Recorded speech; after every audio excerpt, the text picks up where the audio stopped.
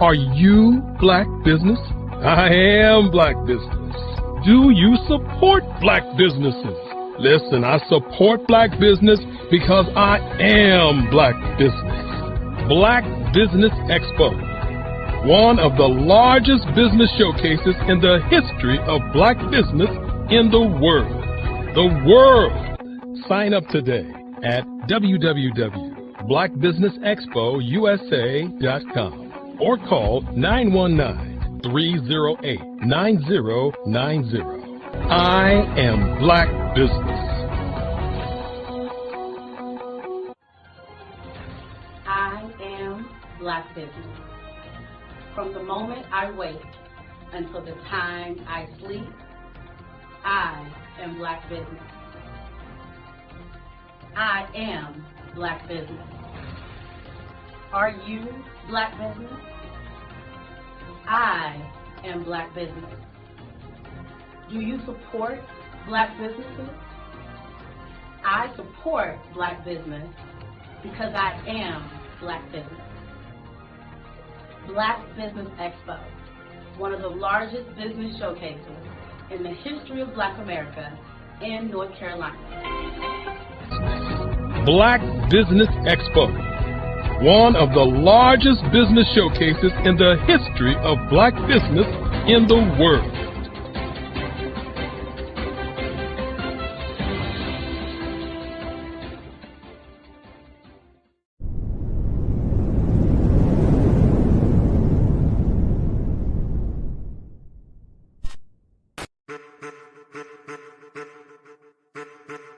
I am a child of the Most High God. He has gifted me in ways that I could not even imagine and didn't know.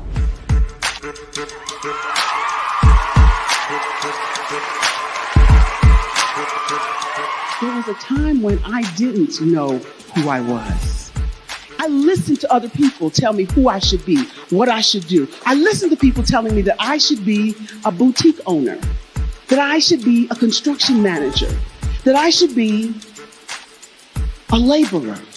Have you ever felt like you should do something else, be something else, go somewhere else, be wherever you wanted to be, and you felt like you were in a box? Anybody in the room? And you couldn't get out. Anybody in the room? And you kept trying to go and go and you couldn't get out. Anybody in the room? But let me tell you, you need to rock the box. Rock the box.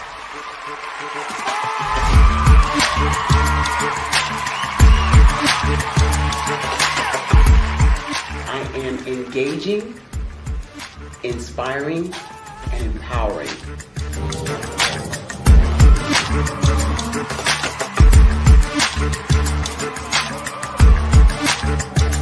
I would give you everything I know.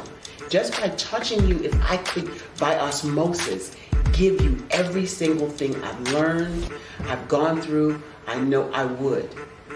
We know that's not possible, but as it is possible, I love to share information with people. Some of you out there, people have told you that you can't be, you can't have, you can't do. But I will tell you, like Kingston said, you can, you must, and you will. If it's to be, it's going to be me. You got to say it. If it's to be, it's going to be. If it's to be, it's going to be. If it's to be, it's going to be.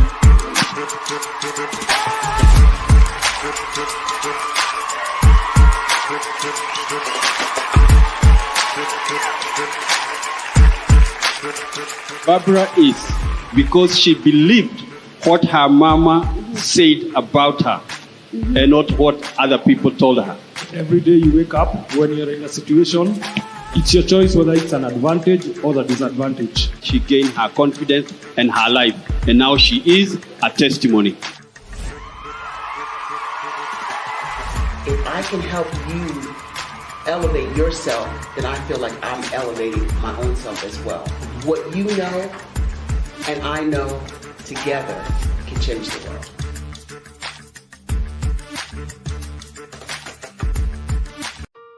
Hello, this is Israel, and I am CEO of Daydreams Interactive and author of Princess Planet.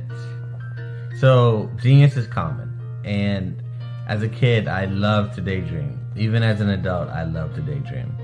And when my daughter became 6 and loved princess characters, but we just could not find the diversity that showed her, we created our own characters. So for instance, you have Princess Nulu right here. Princess Nulu is from Uganda, and her genius is that she loves to take care of animals. She can actually even listen and hear what they say. And then we have Princess Isabella right here. Princess Isabella, she's from Cuba, and her genius is biochemistry. One day she hopes to eliminate disease. Then we have Princess Nia right here, and Princess Nia is based off of my daughter, and she is what she wants to be, the greatest dancer alive. So that's her genius. So what's your genius? My genius is my imagination. Genius is common.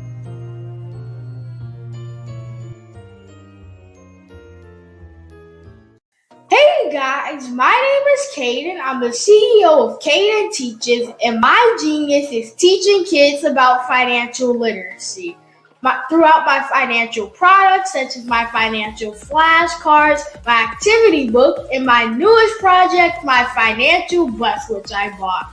And on the bus, it has a mock bank where kids will learn how to deposit and withdraw money, a mock grocery store where kids will be able to learn how to have a family budget, and a mock stock exchange where kids will even be able to learn how to invest in stocks. Now, I decided to start teaching kids about financial literacy because I find that most kids graduate high school without even knowing the basics about financial literacy. And I feel if I were to teach kids about financial literacy, that I would be able to help kids tap into their genius. And I actually learned about financial literacy to my dad because I would go to business meetings with him, and I would always see that they were talking about financial literacy. And at that point, I didn't understand what financial literacy was. So I took it upon myself to learn about financial literacy and teach it to kids in a way that they could understand. But I want you guys to help me help kids tap into their genius by going to my website, cadenteaches.com, and you can sew into me in my financial bus by going to my GoFundMe link. And remember, if Caden can, you can too, because genius is common.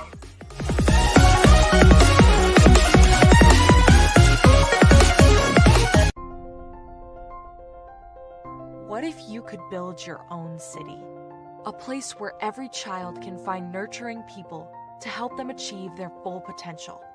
A place where every adult can access job training support. Where health education is abundant. Where social justice ruled the land. A place without limitations. Welcome. You have arrived at STEM City, USA. It is what every city should be. A safe and trusted community where you find people and resources to help you become everything you are and beyond. STEM City is unlike anything you have ever experienced. It is a digital twin of the world around you, only better. STEM City is about energy and soul renewal. It is more than a digital world. You can almost feel the power of live cultural events, music, and theater. STEM City promises a better future for children with caring mentors and hands-on activities with dedicated tutors to support our youth. STEM City is your passport to a healthy lifestyle with weekly events addressing our community's many issues. STEM City is your financial well-being with helpful information on wealth management, career advancement, job training, and so much more. STEM City is the community you deserve. It is the city where your dreams can come true. STEM City USA, a place in the sky that is accessible to all who reach for the stars.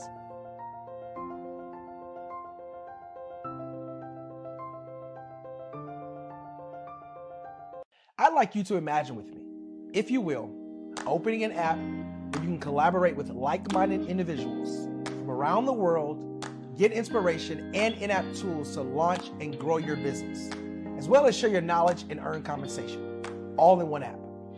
Well, the name of that app is Truso, short for Truly Social. Hi, I'm Matthew Newman, the founder and CEO of Truso. A new concept in social media, Truso is designed from the ground up to be a platform that's both social and empowering for all its users. How exactly do we do that? I'm glad you asked. First, Truso brings the world together via video. Psychologists assert that video provides a significantly more effective connection than audio only. When you enter a community on Truso, you're face to face. Second, on Truso, you don't have to have 1 million followers to monetize. Our business model allows all hosts and moderators to monetize, no matter the size of your following, by 1, producing fee-based content, and 2, inviting others to join the platform as subscribers. Even more, Truso has an in-app resource library with over 100 free resources, forms, and documents to help you build your brand and grow your business. Third, Truso is inclusive. The deaf and hard of hearing communities make up 360 million people worldwide. Unlike audio-only apps, Truso embraces its community, providing a networking platform that allows them to participate via video and closed captioning. We even have a deaf and hard of hearing foundation in the works as well. Fourth, Truso is both social and safe. We refer to Truso as a virtual extension of the beauty shop, barbershop, and brainchild of the community. A place where there's laughter, along with wisdom, growth-oriented conversation, and genuine connections in a safe space. Truso even has proprietary security to ensure we maintain a safe environment for everyone. Where are we at now? Truso is live, y'all. We've launched in beta and we're acquiring users daily. We have an incredible development and marketing team, plus amazing celebrity influencers at the table, helping us spread the word around the globe, beginning within the African diaspora and beyond by creating a safe space for growth, connection, and collaboration. We're truly excited about Truso. We've created something special for which there is a global market. And we invite you to embark on this journey with us as a shareholder. The future for Truso is truly bright. Join us and let's go there together.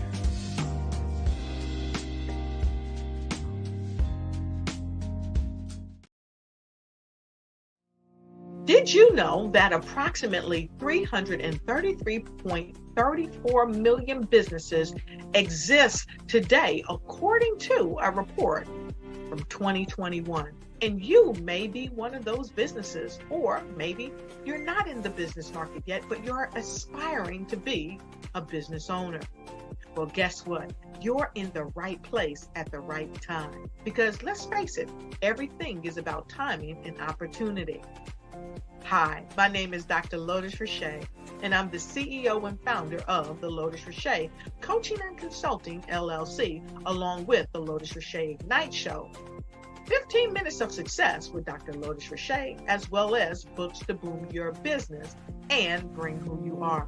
And today, I want to bring this amazing message to you about the Black Business Network and the Black Business Olympics.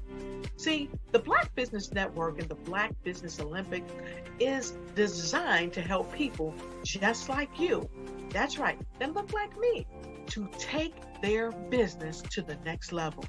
Not just in your front yard or your backyard, but globally. The Black Business Network and Black Business Olympics is designed not to just help you survive, but to help you thrive. So join us today as we come together with businesses all around the world to support our students, our children, our young teens, our young entrepreneurs. What we do is we come together to help raise funds for students who are aspiring to be business entrepreneurs, who are aspiring and who are thriving in college. We endow them with a wonderful opportunity to gain scholarship of either a laptop or several thousands of dollars. And we invite you to help be a contributor to this amazing opportunity to help someone that looks just like you.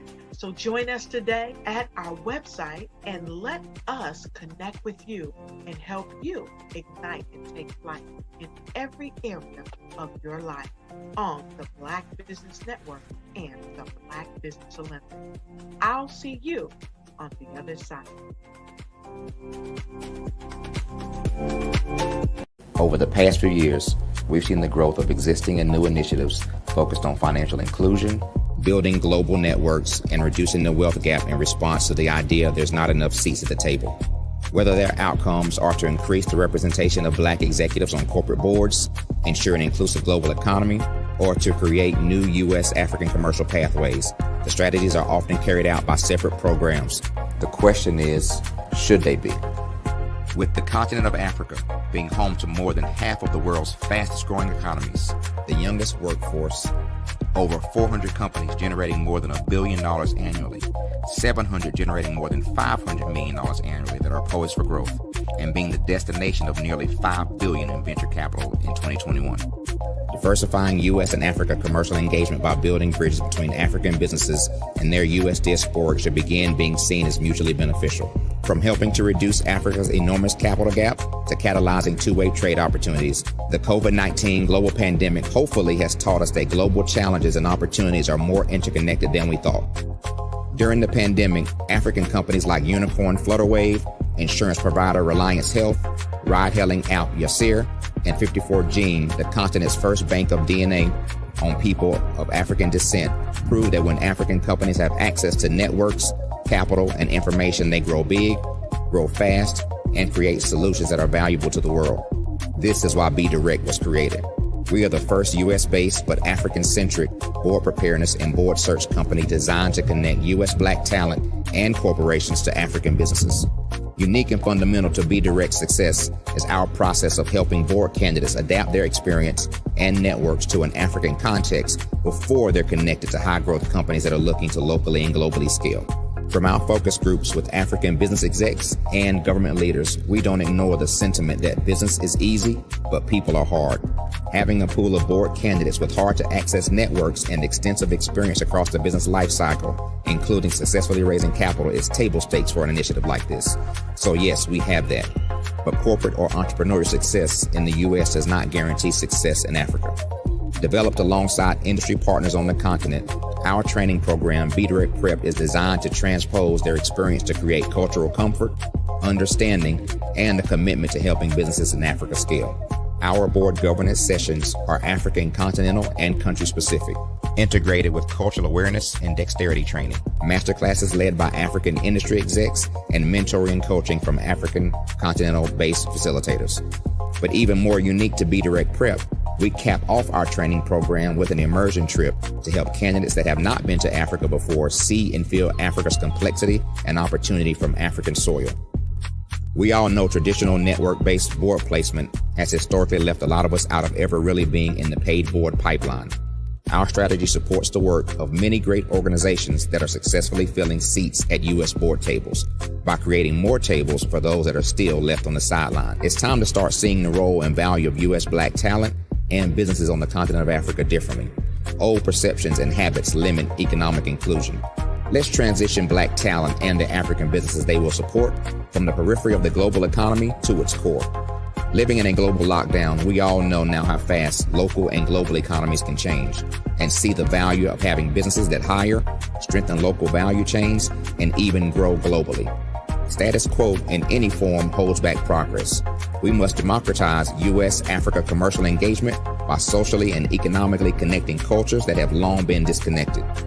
It's time for Africa's U.S. diaspora to redefine their global value by helping African businesses scale continentally and globally.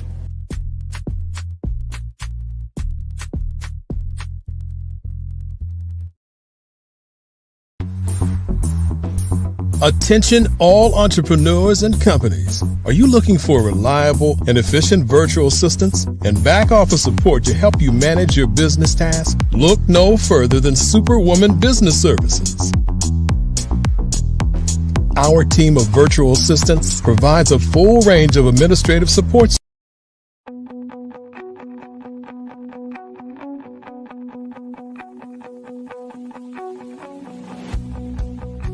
I am Black business.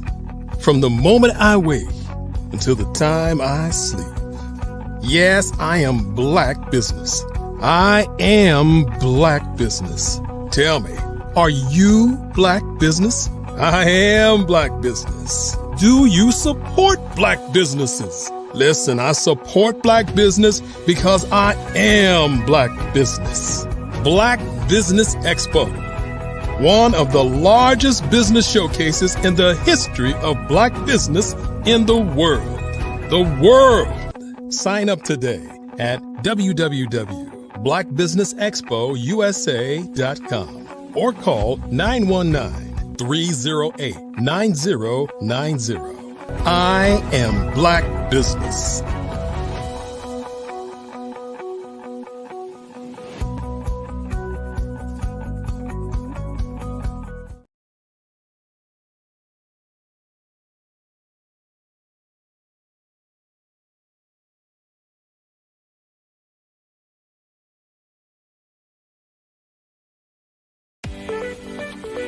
You are in the right place at the right time. The Black Business Network opens again for its Black Business Olympics, a 24/7 broadcast on business, strategies, global branding, social media marketing, finance, advertisement, and much, much more. Featuring the top, most powerful entrepreneurs and speakers and thought leaders from all around the world as they gather together for this phenomenal event. Join the Black Business Network streaming live into the metaverse, STEM City, USA, Black Multiverse, Pod TV, Roku, Hulu, iHeartRadio, Apple TV, YouTube, TikTok, Instagram. Good evening, business owners, entrepreneurs, thought leaders, and corporations. Welcome to the Black Business Network. My name is Jeff Lilly. I am your business moderator for this evening on the Black Business Network. The Black Business Network is a 24-hour business network showcasing Black businesses, business owners, entrepreneurs, and thought leaders worldwide. We have speakers from North Carolina, London, Singapore, Africa, Japan, and cities all over the United States. The Black Business Network is a global community sharing its business knowledge to empower, inspire, and educate businesses about business. Our speaker is Andre Ward of Be Direct. Andre Ward has extensive experience leading his high growth, high margin technology and services businesses on an international scale. With a proven track record in successfully delivering sales, operational, and financial results in both domestic and global markets, Andre continues to be recognized for his collaborative leadership and exceptional business acumen.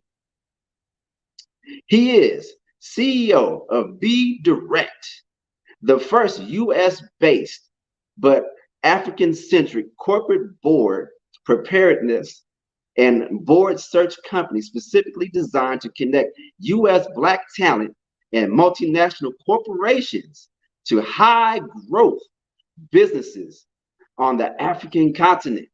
I present to you Andre Ward. Hi, Jeff, and thanks so much for that wonderful introduction. Oh, no, my pleasure, brother. My pleasure, brother. And most definitely, I'm looking forward to hearing all the phenomenal nuggets that you have to share with us today. And then I'll be looking to tap back in with you for fireside chat thereafter. Fair enough? Absolutely. Sounds like a plan. Well, with that being said, genius is coming, and I'll see you on the other side. Well, thanks so much again, Jeff. So Be Direct is the first US-based but African-centered corporate board preparedness and board search company.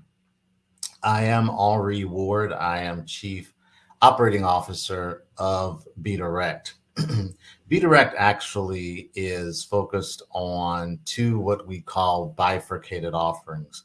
One offering is specifically focused on helping Black executives and Black entrepreneurs in terms of preparing them for corporate board work on the African continent. The other offering that we have is a traditional executive search firm in which we match the skill sets of those coming through our Be Direct program with African-based companies, both public and private. And I'll do a little explanation of both. So with the program focused on Black executives and Black entrepreneurs, we are specifically focused on Black corporate executives at the vice president to C-suite level. Getting a role on a corporate board in the United States is unfortunately much like getting your first job. You know, you can't get a job without having experience, and you can't get experience without having a job. And so we actually are very much focused on the audience that has not been served in the United States in terms of the corporate market, and that is at the excuse me, at the vice president to executive vice president level. We know in terms of Black executives in the corporate world that many at the C-suite and one level below are getting board opportunities, but there is a definite market at the vice president, senior vice president, and executive vice president that really is not being served. And for us, that's our sweet spot. We actually specifically say we're focused on Black executives and Black entrepreneurs and not African American. And we do that purposely. And that's because if you are a person of Haitian descent, if you're a person of Jamaican descent, if you're a person of Ghanaian descent who happens to be living in the United States, you may not consider yourself an African American. You may consider yourself a Haitian American or a Jamaican American or a Ghanaian American. And we don't want to put restrictions on people such that they don't feel welcome. So we specifically say that we're focused on Black executives and Black entrepreneurs. We have devised, to our knowledge, the world's first program that is specifically focused on training Black executives and Black entrepreneurs for corporate board work on the African continent. Our program is actually 8 months long, and we are actually having our first inaugural cohort begin on September the 16th, in which we take Black executives and Black entrepreneurs through an 8-month program in which they will meet once per month for 3.5 to 4 hours. And during those 3.5 to 4 hours, they will actually learn about corporate governance on the African continent, which differs from corporate governance in the United States, and I'll cover that in a few minutes, as well as we take them through a program of cultural dexterity. So in terms of how corporate governance, corporate board governance differs in the United States versus on the African continent, much of corporate governance in the United States is compliance driven. And what do I mean by that? It is either compliance to legislative issues or compliance to regulatory issues. On the legislative side, you have Sarbanes-Oxley compliance. On the regulatory side, if you are a publicly traded company, you are dealing with compliance with Securities and Exchange Commission regulations. If you happen to be a consumer-based company, you have the Federal Trade Commission, FTC, to deal with. On the African continent, those legislative and regulatory issues do not exist. So the African continent is primarily focused on best practices. And while there are certain commonalities that are true for all corporate board work, both domestic and international, you have kind of your standing committees of nominating committee, audit committee, and compensation committee. The corporate governance on the African continent really is much more focused on best practices versus compliance to legislation or regulatory issues.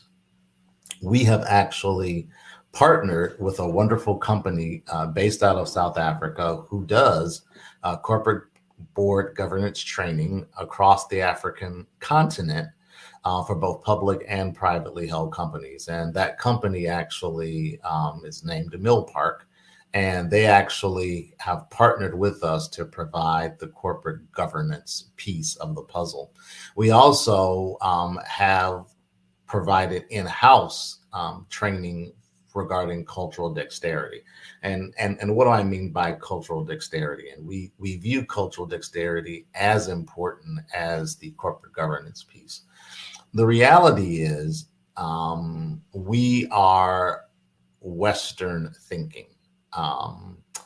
Unless you grew up on the African continent, or unless you grew up in a different country, whether that's, Haiti or Jamaica or somewhere in the Caribbean, and even with that, we are Western thinking. So even though we may look the same in terms of have the same amount of melanin in our skin as our brothers and sisters on the African continent, culturally, we are very different. And so it is important for anyone who plans to do corporate board work on the African continent to realize this, to understand that there is a diversity of thought that has to take place in terms of how you're going to navigate culture on someone else's territory. You just can't take a Western trained person, take them to a different continent in a different country and expect them to be successful, because quite simply, they just will not. And so we spend as much time talking about cultural dexterity and how do you navigate culture as we do teaching regarding corporate governance. And I'll give you the perfect example. There is not only diversity within understanding how to navigate culture between the United States and countries on the African continent, there's actually diversity within the continent. For instance, someone who considers themselves, or someone who was born South African.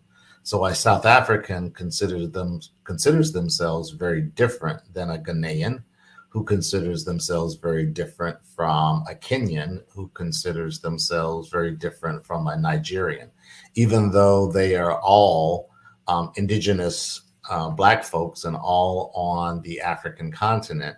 They are culturally very different.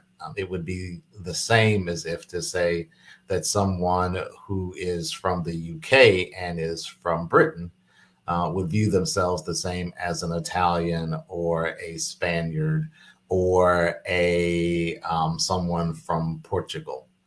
Even though they're all European, culturally they view themselves very differently. And so we spend a great deal of time, at least an hour to an hour and a half during every three and a half to 4 hour session every month, talking about cultural dexterity and how do you navigate cultures and understanding. And we do this in terms of a cohort. So understanding from a cohort perspective, how do you really navigate cultures with someone who, quite frankly, although they may look like you, is very different from you. In addition to that, we have partnered with an executive coaching firm that is also based out of South Africa. And this firm is actually run by a Black female, which we're really excited regarding that.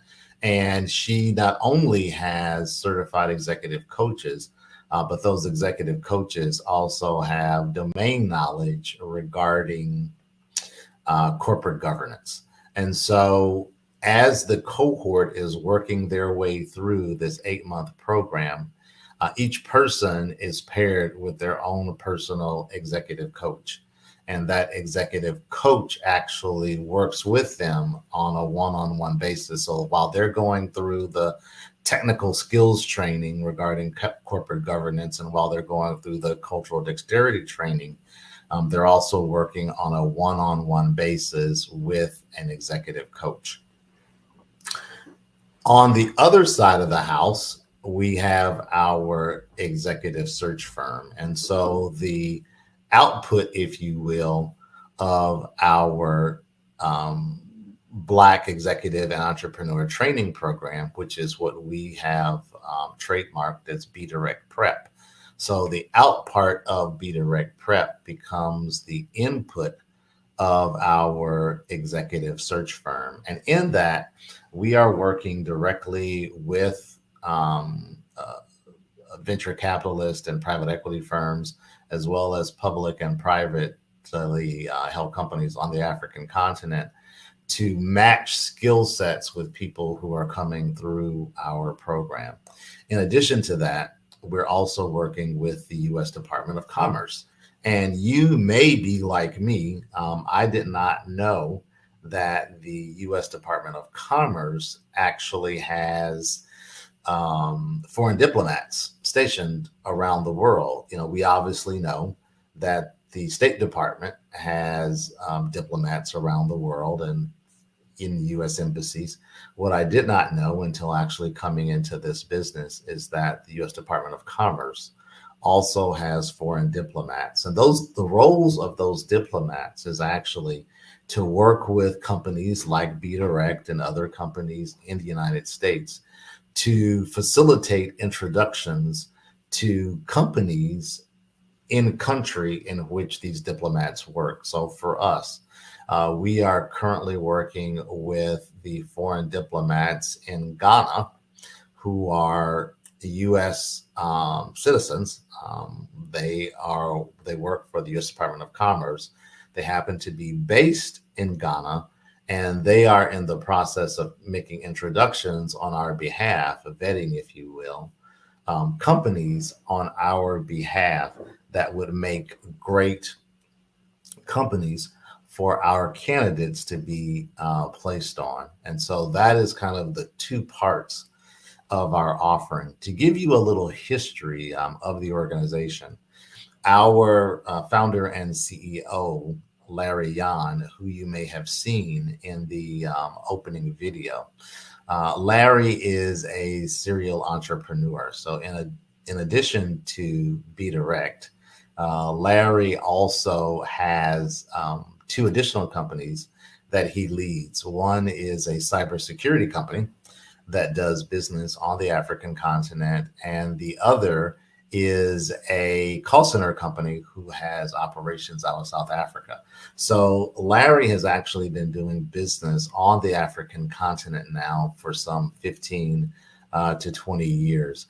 And one of the things that he realized was that there is this need that is not being served. There's a need on the side of Black executives and Black entrepreneurs to get corporate board experience. And there is a need on the side of African corporations to have, quite frankly, diversity of thought and diversity of skill sets in terms of helping them to be able to grow. And we look at this very much as a partnership. We have no intention of bringing someone over to the continent and introducing them to CEOs of African companies. We have no intention of bringing people over who have what we call a savior complex, meaning, they feel that their skill sets and what they bring to the table is so high and mighty that they are coming to serve, to save this poor African company. No, that is not the case at all. This is a true partnership in which the cohort member in the United States is bringing specific skill sets and is bringing specific industry experience, you know, whether in terms of skill sets, whether that's sales or marketing or engineering or supply chain, in terms of industry, whether that's the technology industry, consumer packaged goods industry, power generation. Each person who is in the cohort is bringing something very specific to the table in order to serve the need or a gap that the CEO of the African company feels needs to be met. And so for many African companies, their current board of directors are filled with people primarily from that same country, and even may be from the same region in the country. And so when we began doing our market research in terms of what value we can add, the value that came back to us is you can bring diversity of thought and diversity of skill sets in order to have the CEOs and those boards look at the world differently in terms of the value that they can add to their customer base, and quite frankly, the value that they can add in terms of perhaps even increasing their sales footprint to the Americas and beyond. Hey, Great. How are you? I'm doing just wonderful. Just listening to you, Andre. This is wonderful. First, I want to applaud you for what you do. That you recognized the need in our community for this type of service that's going to actually build the foundation for a very powerful future going forward as we leverage the entire diaspora across continents, right, across nations, across cultures.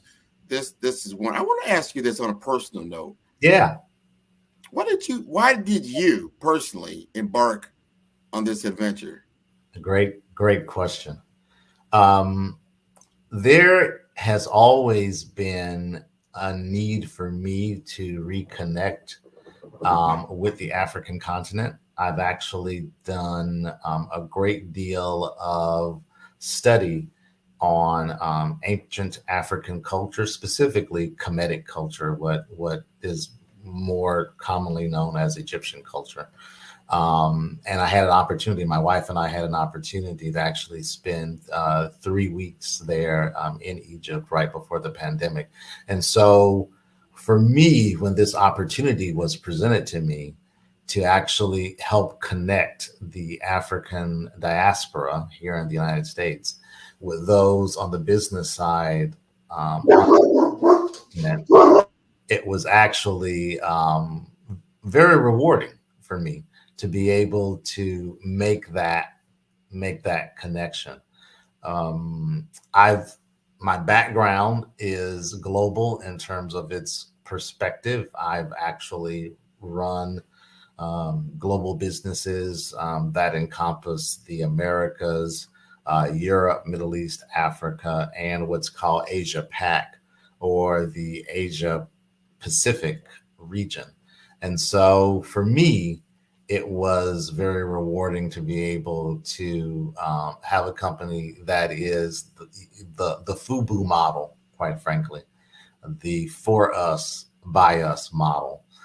There is no one, to our knowledge, that is focused in this space. And for me, it was a privilege to be able to be asked to work as an executive leader with an organization whose primary focus is to help Black folks both on the African continent in terms of African businesses, but also help Black folks in terms of in the diaspora, executives and entrepreneurs who are not, quite frankly, getting those opportunities here in the United States. There's a dearth of folks who actually sit on corporate boards, Black folks who actually sit on corporate boards. And while BDirect supports all of the corporate board programs that are focused here in the United States, we know that there is a gap and we know that we're not interested in slicing up the same pie.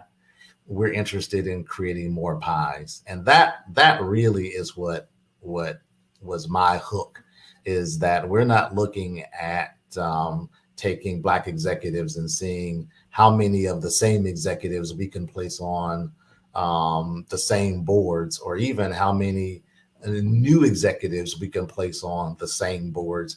We're actually trying to take new markets in terms of Black entrepreneurs and Black executives and connect them with new markets on the African continent. And for me, that is just really exciting.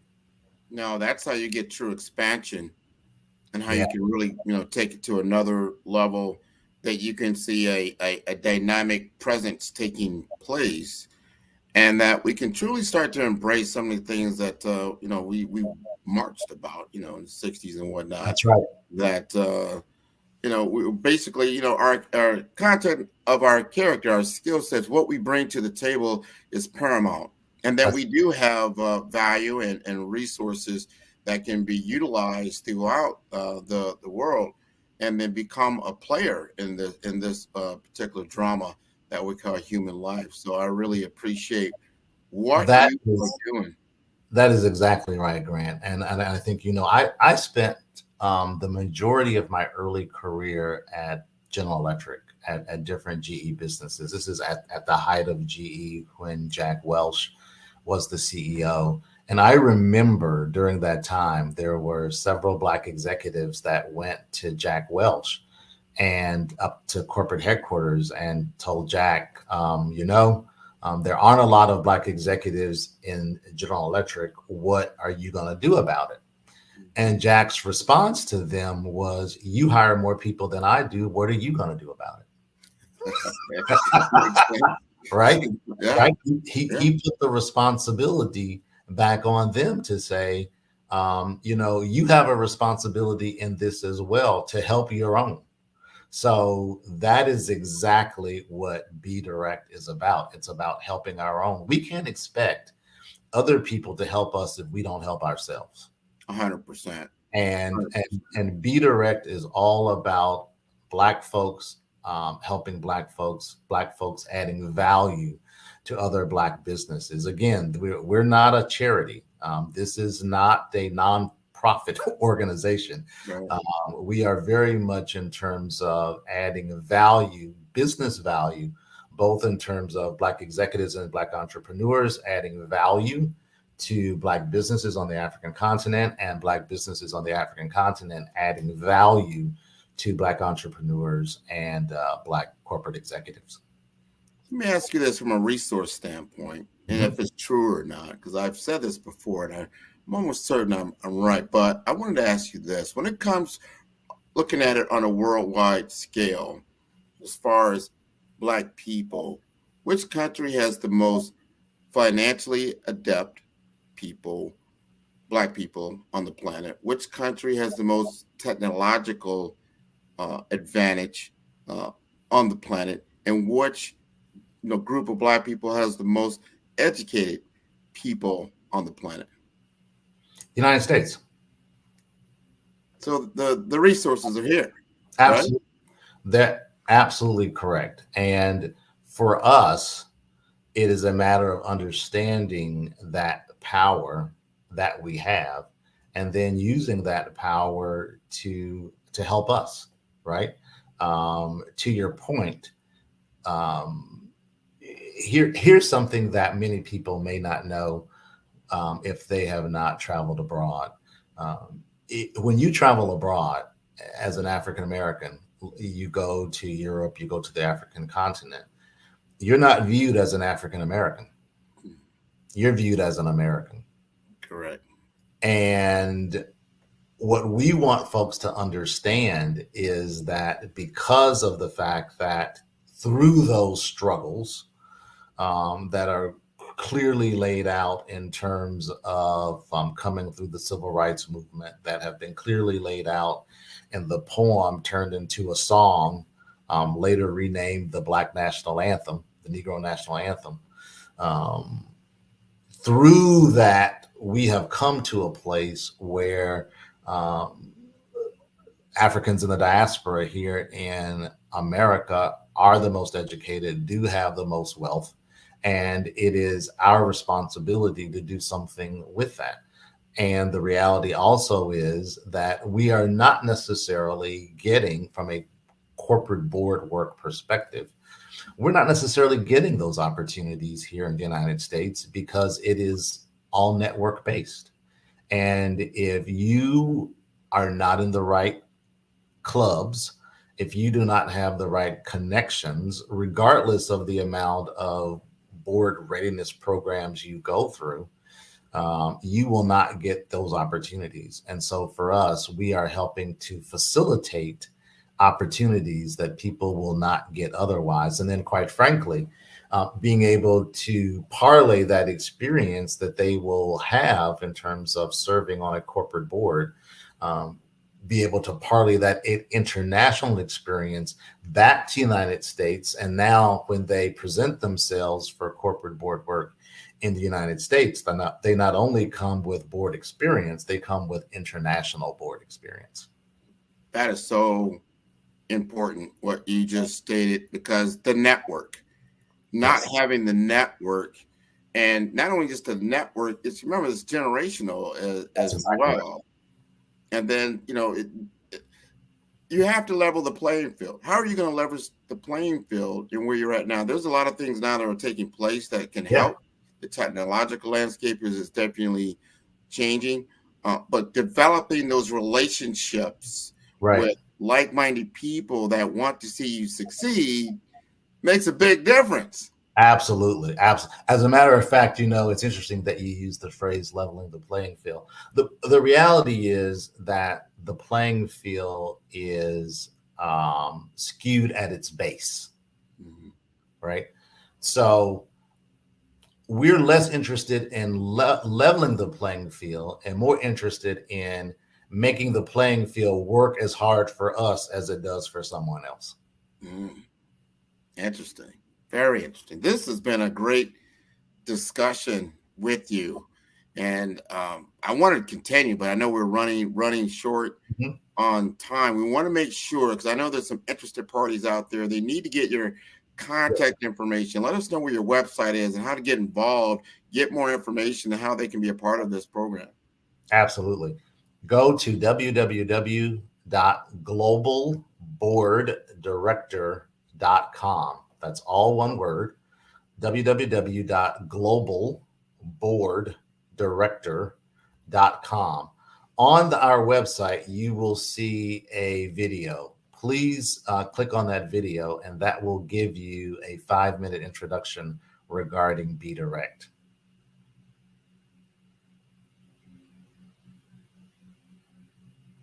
One of the things that you may also find on our website are drop downs regarding benefits. So benefits to corporations who may be sponsoring employees, benefits to Black executives and Black entrepreneurs who would be participating in the program, and benefits to actual African corporations who are seeking corporate board directors. So please go onto that website. You may also contact us at info, info at globalboarddirector.com. Again, that's all one word, globalboarddirector.com. Feel free to send us an email at info at globalboarddirector.com, and we will be more than happy to begin engaging with you in terms of understanding your needs as either a Black executive or a Black entrepreneur, or if you'd like to learn more about us, we're happy to share that as well. Well, I've just been told by studio, we've got a couple more minutes because this is so interesting. And be very frank, it's very, very important that we continue this discussion as we pull together the family. And I love how you talked about commit, and people don't know, there's a lot of history that, you know, our history does not start in slavery. You know, That's right.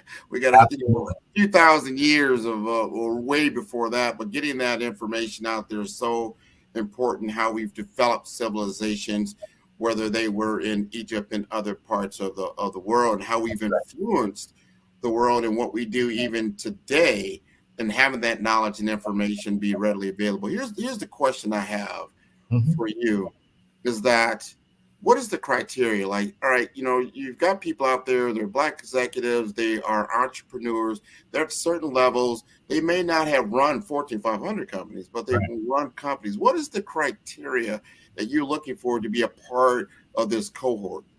Absolutely. So on the corporate side, we're looking for corporate executives who are at the vice president to C-suite level. And we know that there are many great folks who are at the director or senior director, depending on the company, or senior manager level. The reality is for us, when we are trying to position executives for placement, you want to be able to come with your strongest talent, right? So we're looking for people at the vice president or above level. For Black entrepreneurs, you know, we want you to be running at least a multi-million-dollar corporation, whether that's at the CEO level or some C-suite level, because again, you've got to be able to add value to someone else's business. Right. The reality is when a CEO or a nominating committee of an African corporation is looking to bring one of our candidates in, by default, they will be choosing one of our candidates over someone in country. So the persons that we are presenting have to have enough additional value that they are bringing to the table, that CEO is going to say, I'm going to pass over someone in country for this particular board seat because I know I'm going to get extra value, either from an industry knowledge perspective or from a functional experience perspective, or from a opening up new markets perspective. So when we bring someone into our 8-month program, and as we're positioning them, we are very cognizant of the fact that we have to be able to sell them above what that CEO is going to get in country. This is interesting. And I want to ask about that, because there's some things in culturally in Africa that some people may not realize, because a lot of those large companies, those large corporations that are based in Africa have a lot of, when you look at their board makeup, they're not African people. Oh, absolutely. African descent, right? Absolutely. Absolutely. So for us, and that's a great comment. We are targeting African-based companies that are run by what I will call indigenous African people. Now, you are absolutely right. There are many multinational companies on the African continent that are run by European folks or American people, or they happen to be wholly owned subsidiaries. That is not our target market. One of the other things that we also know is that in certain parts of Northern Africa that have a much stronger Arabic feel to them, we probably are not going to play very well in those markets, because many of those markets are family run, and many of them are non-necessarily indigenous African. They are folks who have, over the past 3 or 4 centuries, come over from different parts of the Arabian subcontinent. So for us, our target markets are primarily in what many Europeans call sub-Saharan Africa, which is, for us, our markets are South Africa, Ghana, Kenya, Tanzania, sometimes also known as Tanzania, and Ethiopia. Those are the markets that we primarily are going to be playing in initially. Interesting. I want people to understand that, because it's, you hear Africa, you get an inner world view. You're thinking, okay, there's people, all of the people look like you. Like, yeah, some of them. But then, in certain areas, I remember someone told a story, I think on this network, as they went to Africa. I can't remember the name of the country. I think it was Zambia or something like that. Yeah. But that as he got into the upper echelons of the society, the people that owned a lot of the businesses at the higher level, where they could have been, French or Arabian or just some other ethnicity, not the indigenous people that were there. So it creates another dynamic that we should all be aware of. Absolutely. As a matter of fact, I remember distinctly having a conversation with someone who worked within the U.S. Department of Commerce as a foreign diplomat, and he was representing, I forgot which country, but it was a country in Northern Africa. And what was clear to us as we were speaking to him was that one, many of the companies were family run, and two, many of those family run companies had more Arabian descent than indigenous African descent. And so while he was very polite, he also made it very clear that there was not necessarily opportunity for us there, right? So we actually have made a very direct focus on looking at those 4 or 5 countries where we believe there is a great deal of growth in terms of unicorn growth and entrepreneur growth in those companies. Now, for many startups, and we're not necessarily focused on startups, but for many startups, they don't necessarily have a corporate board, but they have what they call an advisory board. Mm-hmm. And those folks don't necessarily have fiduciary or legal responsibility. They simply serve as a advisor to the CEO. But we're primarily looking for companies that are, 50 million, 100 million and above in terms of revenue, that have a majority Black interest, indigenous African interest. And those are the places that we're seeking to add value. Let me ask you this. I know you mentioned that where your target market is in Africa. Have you also looked at doing something similar in the Caribbean, or is there a reason why not? Great question. We have not looked at the Caribbean, and it's primarily because of the fact that our founder and CEO, Larry Yan, has been doing business on the African continent for like the past 15 to 20 years. And this concept was kind of birthed from him, where he saw that there was a need on both sides and a gap on both sides in terms of Black executives and Black entrepreneurs in the U.S. and Black businesses on the African continent. That certainly represents a growth opportunity for us. Mm-hmm. But our primary focus right now is on the African continent. Good. Excellent. And how many, as far as Be Direct themselves, or how big are you now as far as an employee count? Or are you in other cities? Or are you just in Atlanta at this point? So we are a virtual company. So I am in Atlanta. Our CEO is based out of Durham, and our Chief Transformation Officer and Chief Growth Officer is based out of Cincinnati. So we are the 3 principal officers. We actually have our footprint globally because we have global partners that help us actually deliver our services. And so we have 2 global partners that are based out of South Africa that deliver both the executive coaching and that deliver the corporate governance training. And we chose those folks primarily because they can scale with us. They're both fairly large companies. And as we grow, they can grow with us because they're able to scale. And one more question I'd like to ask is, because Sure. you've got a great audience out here. We're all sitting here and wondering, like, all right, who can I tap to let them know about this great offering by Be Direct?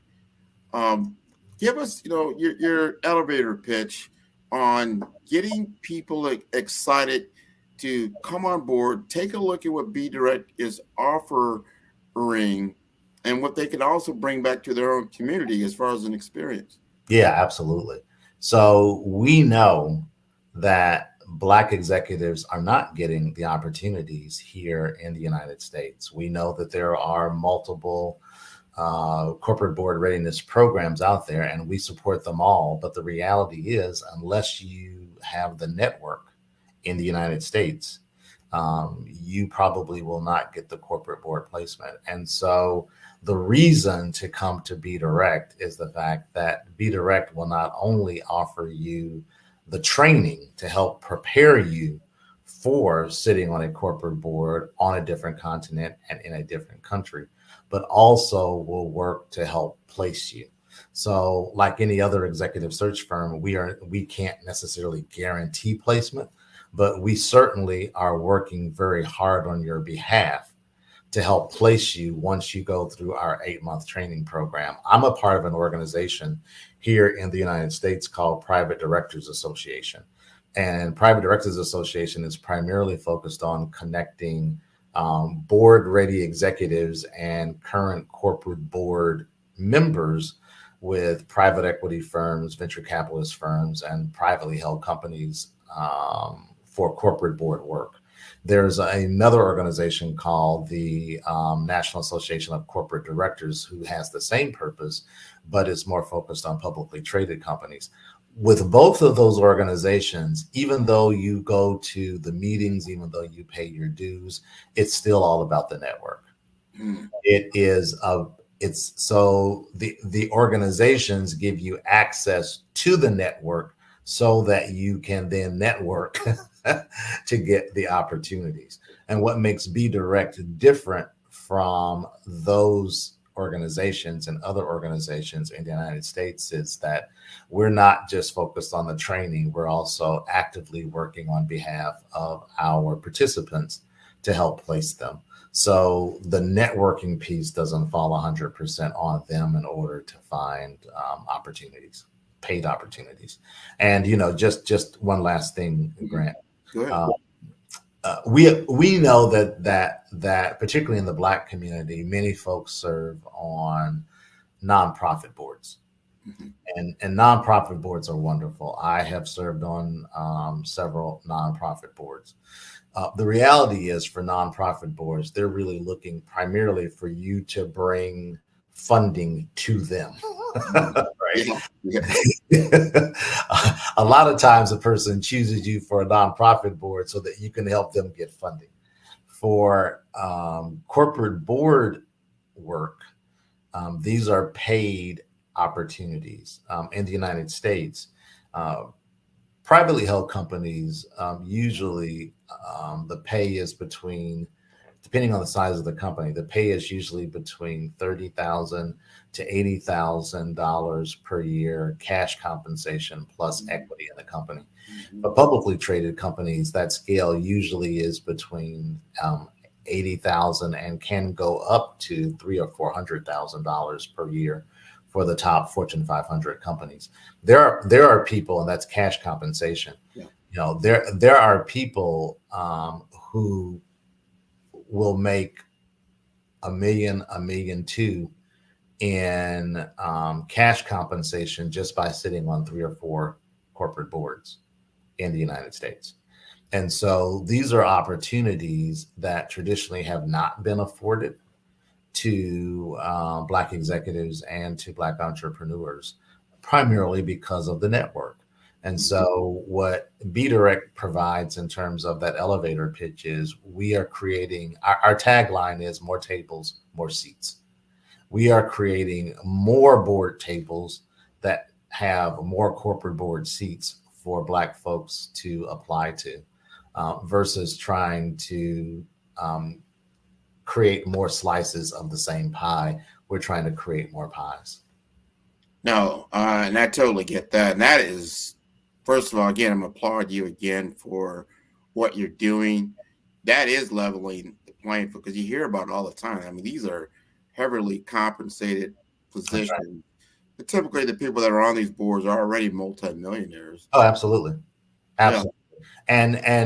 And again, for us, because of who our sweet spot is in terms of that vice president to senior vice president level, these are people that are not getting those opportunities in the United States. Yeah. Most of the opportunities in the United States is going to that C-suite level or one level below. And so the VP, SVP level, they're basically told, wait your turn, until you get to a higher level. And for us, it's a perfect opportunity to say, you actually bring a significant amount of value to the table that a African-based company can use, and let's, work together and partner to put something together, an opportunity that, quite frankly, you would not see here in the United States. And that's what we've got to change. Let's change that that paradigm, that dynamic. That's right. Because that's how you can get some control, and then you can push some policy. That's exactly right. Even further down, so you can improve the community overall. That's right. Especially as you even look in the United States, we have such a diverse population of people that you've got to have these different voices on these boards so that they can effectively operate and produce the types of products and services that are needed, for the community to continue to thrive. And as we've learned just talking to you, this entire world is diverse in what it does and how it's put together, and the human family with its complexities. That's and right. You just don't realize the other story. Like sometimes you go back to that old adage, you think it's greener, the pasture's greener on the other side, and until you leave your own shores and you realize, like, where are you in this big pond? That's exactly right. And you do begin to realize. And I live right here in Miami, Florida, so I'm right on the tip of right. The international culture. So I'm very, very aware of that. When I leave these shores, I'm an American. That's basically it. And when you talk to certain other people from other countries, like just say the Caribbean, the first thing they're going to say, no, I am Dominican, I am Haitian, right. I am Cuban, there's no differentiation of, and not to say they don't have their own sex and things like that, they do. But ultimately, the first thing that's coming out of their mouth is that, they're going to talk about their country first. Right. And I think as a country, one of the things in America that we really, something we were growing up into is realizing that we are all Americans. That's right. That we've had our challenges as far as historically. But we're at a point now where we mature enough now and realize, no, I'm an American with a unique experience. And as I stated earlier, we are the most technically inclined, we have the best financially backing that we have. We're the most educated group of Black Americans, That's on right. the planet.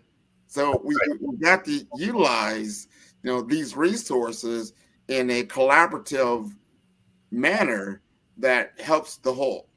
That is exactly right. I can't overemphasize enough the cultural dexterity piece, and the fact that we are Western thinking and Western trained. For instance, in Western culture, it's you come in and it's business, right? It's what are the objectives? How do we meet the objectives? What are the financials? It's like 1, 2, 3, 4, 5.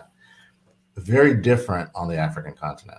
The African continent is much more like the Asian continent than it is the European continent, in that it's relationship driven. So before I'm interested in talking business with you, I really want to know who you are as a person. I want to know kind of what your family is. I want to know more about you as a person first, before I'm interested in talking business with you. And that's very different. For instance, if you go over to if you do business in the UK, or you do business in, several European countries, it's much more of a Western mindset. But if you go over and you do business in Asia, right? If you do business in Japan or China, it's much more culture and it's much more relationship first. Our chief transformation and growth officer, who, full disclosure, happens to be my brother, Andre, in addition to him being the chief transformation officer for Be Direct, he also runs a consulting firm called Coffray Ward. And Coffray Ward has actually been doing global leadership training and diversity training for the last 20 or 30 years.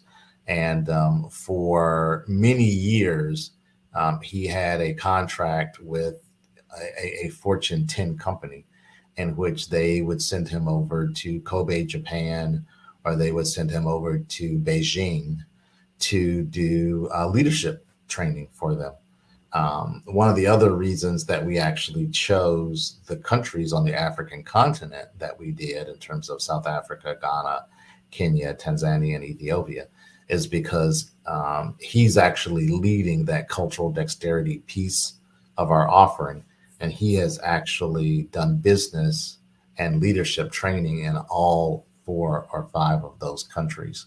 And so it is extremely important that for us, and as we did our market research, as we talked to people who are in continent and on continent, they basically told us, you guys are doing this absolutely right. Because if you just came over thinking that, you're going to take your Western way of thinking and impose it on an African country, you're going to be sadly mistaken.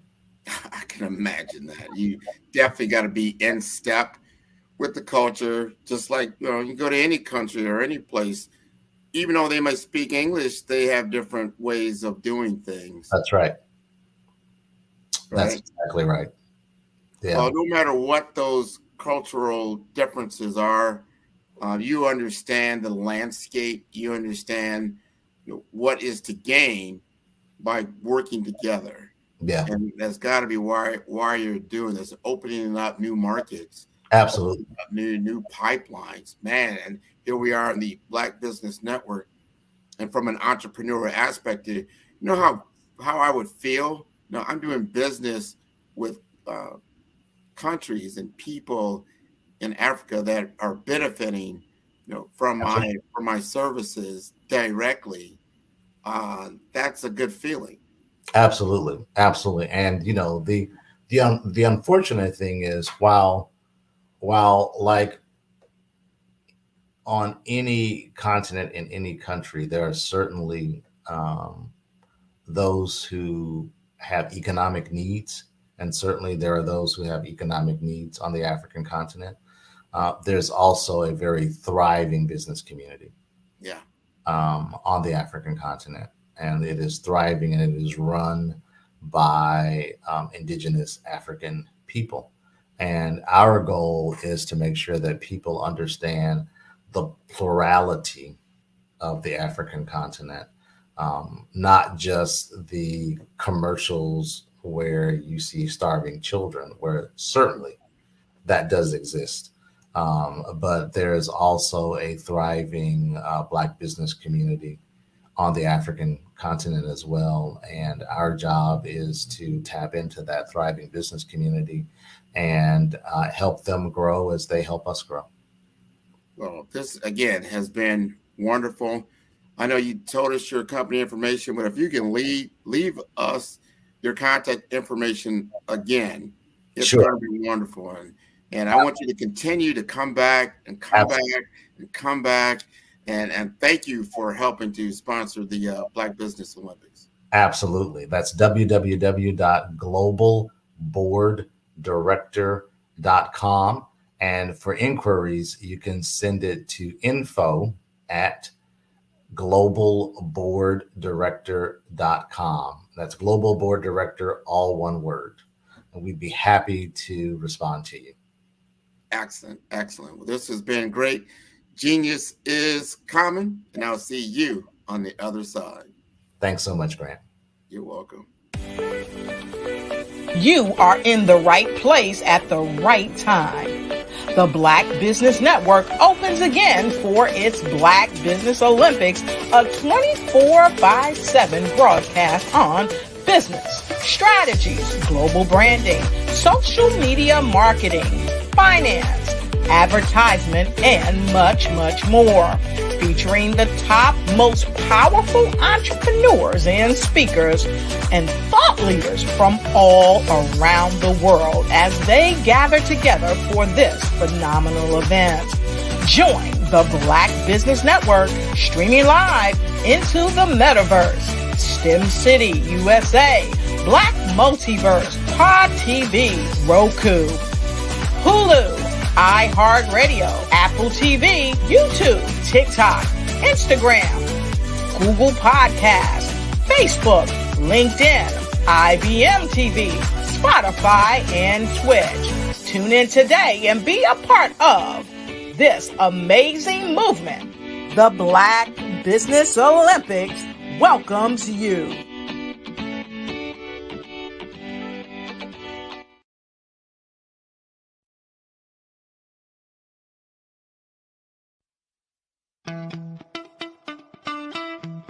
How many times have you been asked to help someone you didn't even know, a student, a business entrepreneur, or did you ever even ask, where did they end up?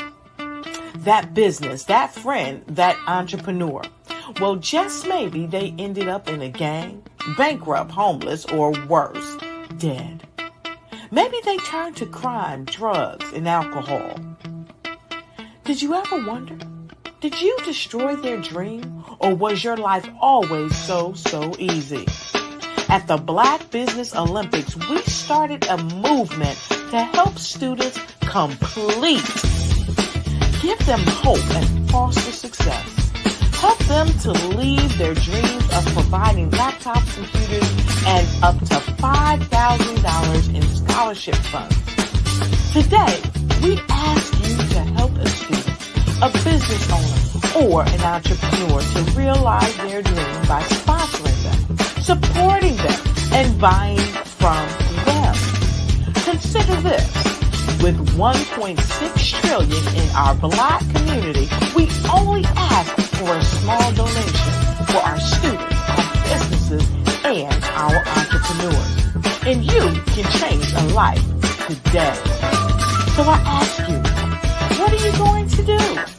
Sit on the sideline and watch our students in high school be leaders, miss out on their dream from lack of resources?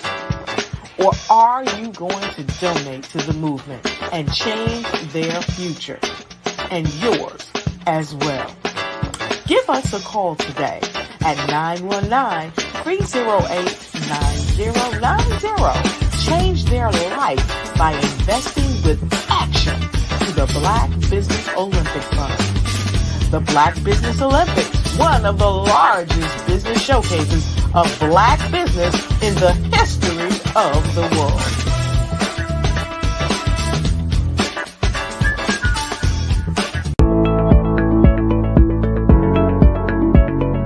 Prepare for what's coming and dominate in economic winter.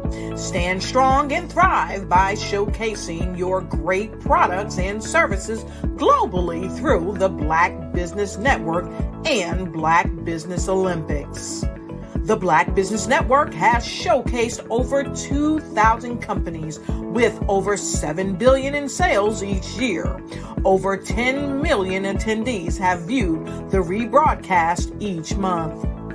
Through the Black Business Olympics, unique styles of business training and mentoring are turning students into business owners and entrepreneurial warriors who will dominate in any economy.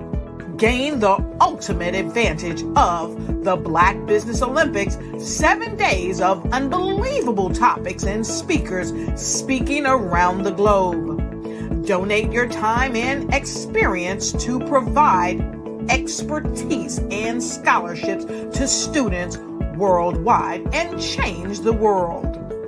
Now, more than ever, new insights, tools, strategies, and capabilities are needed. This is your chance for a major presentation to the world. Fill out the form and join the more than 2,000 speakers who have presented to over 200 countries. Join the Black Business Network streaming live into the Metaverse, STEM City, Black Multiverse Enterprises, Hulu, Amazon, YouTube, iHeartRadio, Apple, Facebook, LinkedIn, Pod TV, IBM TV, Spotify, and Google Podcasts. Sign up today. Spaces are limited, and we will see you there.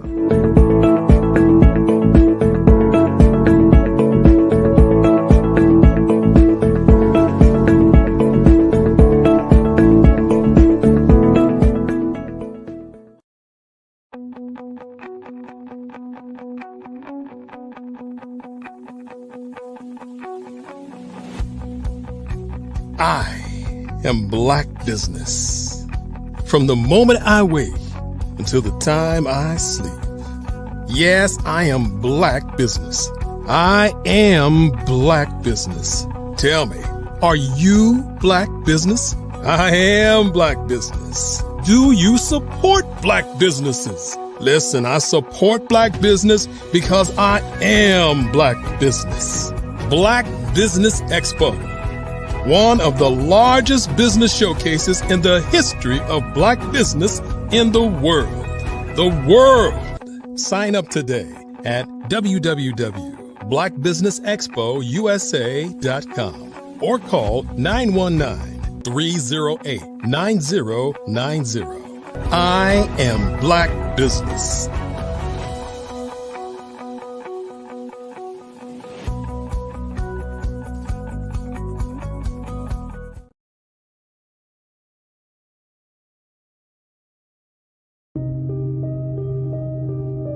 The Black Business Expo is changing my life.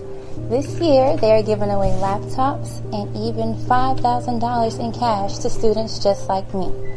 I'm Alexis, and I want to go to college to fulfill my dream of becoming an entrepreneur. Help the Black Business Expo going to www.blackbusinessexpousa.com and also becoming a vendor, a sponsor, or donating.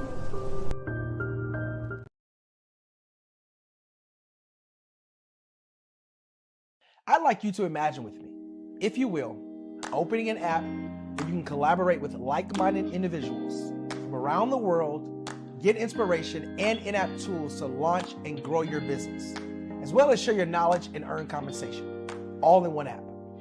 Well, the name of that app is Truso, short for Truly Social. Hi, I'm Matthew Newman, the founder and CEO of Truso. A new concept in social media, Truso is designed from the ground up to be a platform that's both social and empowering for all its users. How exactly do we do that? I'm glad you asked. First, Truso brings the world together via video. Psychologists assert that video provides a significantly more effective connection than audio only. When you enter a community on Truso, you're face to face. Second, on Truso, you don't have to have 1 million followers to monetize. Our business model allows all hosts and moderators to monetize, no matter the size of your following, by 1, producing fee-based content, and 2, inviting others to join the platform as subscribers. Even more, Truso has an in-app resource library with over 100 free resources, forms, and documents to help you build your brand and grow your business. Third, Truso is inclusive. The deaf and hard of hearing communities make up 360 million people worldwide. Unlike audio-only apps, Truso embraces its community, providing a networking platform that allows them to participate via video and closed captioning. We even have a deaf and hard of hearing foundation in the works as well. Fourth, Truso is both social and safe. We refer to Truso as a virtual extension of the beauty shop, barbershop, and brainchild of the community. place where there's laughter, along with wisdom, growth-oriented conversation, and genuine connections in a safe space. Trousseau even has proprietary security to ensure we maintain a safe environment for everyone. Where are we at now? Trousseau is live, y'all. We've launched in beta and we're acquiring users daily. We have an incredible development and marketing team, plus amazing celebrity influencers at the table, helping us spread the word around the globe, beginning within the African diaspora and beyond by creating a safe space for growth, connection, and collaboration. We're truly excited about Trousseau. We've created something special for which there is a global market. And we invite you to embark on this journey with us as a shareholder. The future for Trousseau is truly bright. Join us and let's go there together.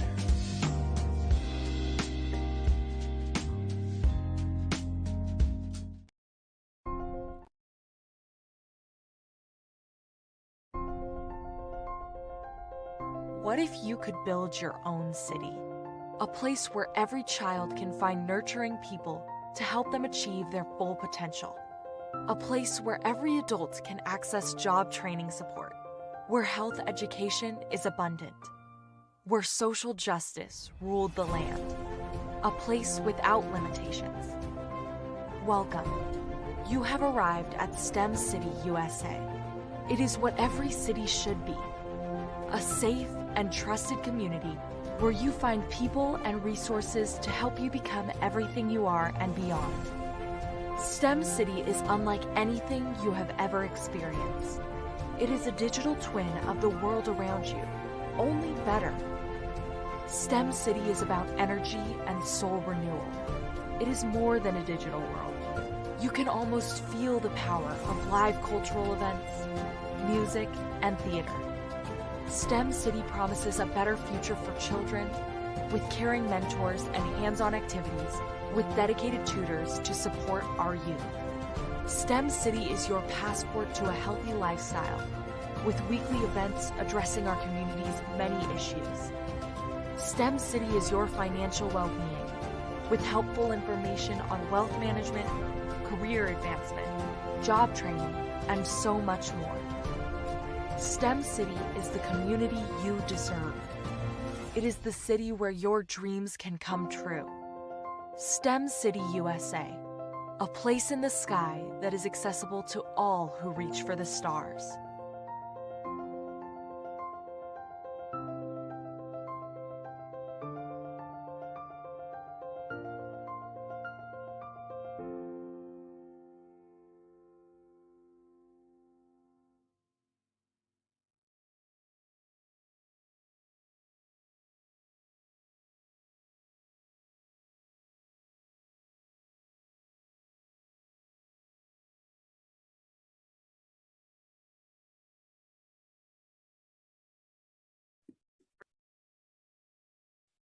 Hello, I'm Dr. Madeline Ann Lewis, President and CEO of the Executive Women's Success Institute. And my genius is helping women accelerate the path to success. You know, I was blessed to have strong women in my life who encouraged, motivated, and pushed me to do my best and to never even think about giving up on my dreams. So I say to women, we must show up to rise up. We have talents and potential, but who will see them if we don't speak up and get noticed?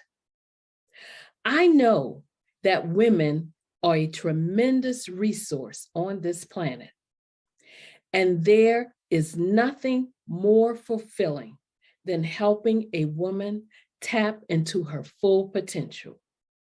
I do this because I want to be a part of helping as many women as I can to show up, to rise up. I do this because genius is common.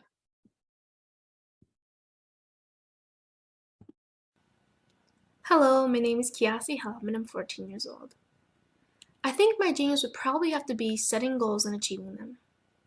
I say this because ever since I was young, I always wanted to be an author, and at age 11, I ended up achieving this. But not only did I end up becoming an author, I ended up becoming a public speaker, a publisher, a business owner, all these great things. The name of my business is Written by Kids Publishing Company. I decided to start this company because I thought it was important for me to help kids my age express themselves through literacy and just achieve their own goals. Because to me, achieving goals is the best thing in the world to feel. It's you just achieving things and aspirations that you set for yourself. And I know that everybody is capable of this because even if you don't end up achieving the goal, you still tried your best, and that's the most important thing. And everybody is capable of this because genius is common. Thank you.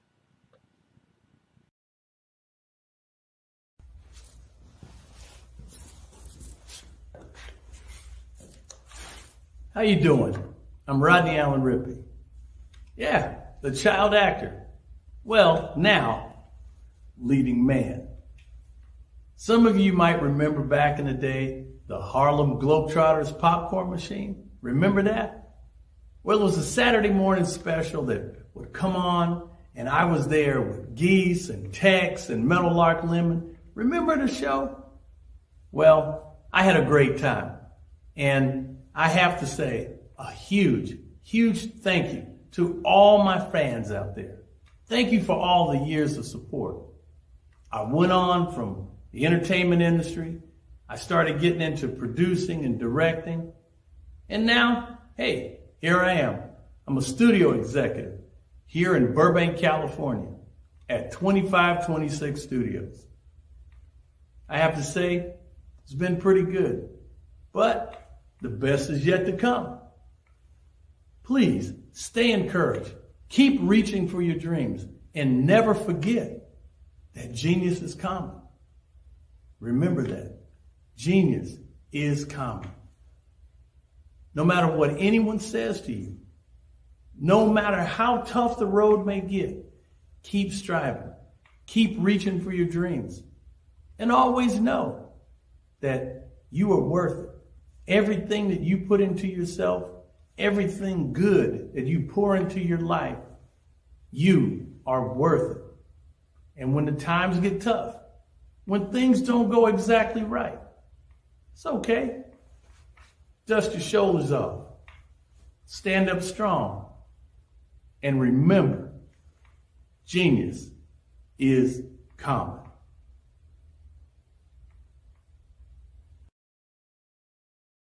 I'm Kennedy Harris. My genius is being an entrepreneur. I'm the CEO of K-Lock, a company where I develop my very own line of kids supplements. I currently market my multivitamin for kids to help combat weak immunity. During the pandemic, research has shown that having a strong immune system is key to fighting off disease. My vitamins are for kids, but adults can benefit from them as well. I'm adding a proprietary blend to my supplement line. I want to create my own blend so that I have a competitive edge in the marketplace. Staying healthy is important to me so that we live longer and have healthier lives. My website is klockproducts.com. That is K-L-O-C-K. Genius is common.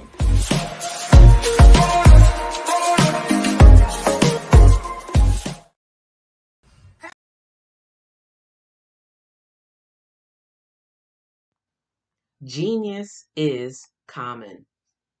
And my genius is nutritional strategy. I am Shawnee Smith, the owner and creator of Can Do Spice. Can Do Spice was created because I knew that adding herbal and mineral supplements to my diet did not have to be boring.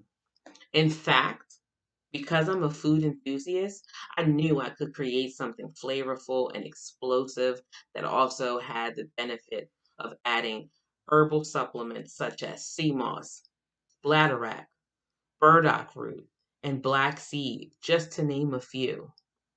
I invite you to take this journey with me where we come together and take control of our nutritional health. It is my way of sharing my genius, the gift of flavor and the healing power of herbs to the world. What is your genius?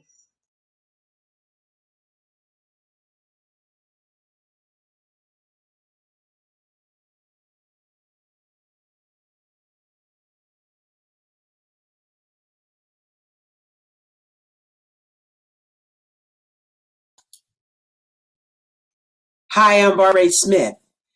Genius is common. My genius is executive coaching and professional corporate training. As the master executive coach and corporate training ambassador for the Genius is Common movement, I help business owners craft their stories in such a way that you know exactly what they do, what they have, and what they bring to the table. Many times as business owners, we are asked, so what do you do for a living? And we could be crushing in our businesses, but we're not quite sure exactly what to say in a short amount of time. Well, I help you take those stories that are the reason why you're in business and why you're so passionate about your business and craft them in such a way that people are drawn to you as opposed to being repelled by you. Because every conversation, every time you talk to someone about your business, you are excited about it. But are you really conveying what you do, what you have, and what you bring to the table? And do really people understand why you care so much and why they should care that you have the solution to their problem? Well, I'm here to help you with that. As a master storyteller, I can help you with your stories and spin them in such a way that they are intriguing and fascinating. People want to listen to you talk about your business. That's why at the Genius is Common movement, I am the master executive coach and professional training ambassador. That's my genius. And genius? Oh yeah, it's common. Hey guys, my name is Caden. I'm the CEO of Caden Teaches, and my genius is teaching kids about financial literacy. Throughout my financial products, such as my financial flashcards, my activity book, and my newest project, my financial bus, which I bought. And on the bus, it has a mock bank where kids will learn how to deposit and withdraw money, a mock grocery store where kids will be able to learn how to have a family budget, and a mock stock exchange where kids will even be able to learn how to invest in stocks. Now, I decided to start teaching kids about financial literacy because I find that most kids graduate high school without even knowing the basics about financial literacy. And I feel if I were to teach kids about financial literacy, that I would be able to help kids tap into their genius. And I actually learned about financial literacy to my dad because I would go to business meetings with him and I would always see that they were talking about financial literacy. And at that point, I didn't understand what financial literacy was. So I took it upon myself to learn about financial literacy and teach it to kids in a way that they could understand.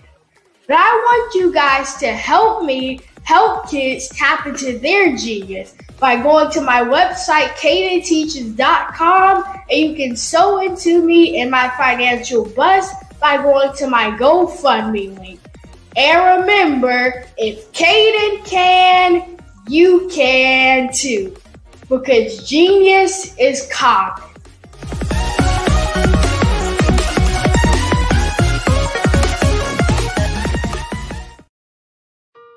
Hello, this is Israel, and I am CEO of Daydreams Interactive and author of Princess Planet. So, genius is common, and as a kid, I loved to daydream. Even as an adult, I love to daydream. And when my daughter became 6 and loved princess characters, but we just could not find the diversity that showed her, we created our own characters. So for instance, you have Princess Nulu right here. Princess Nulu is from Uganda, and her genius is that she loves to take care of animals. She can actually even listen and hear what they say. And then we have Princess Isabella right here. Princess Isabella, she's from Cuba, and her genius is biochemistry. One day she hopes to eliminate disease. Then we have Princess Nia right here. And Princess Nia is based off of my daughter. And she wants to be the greatest dancer alive. So that's her genius. So what's your genius? My genius is my imagination. Genius is common.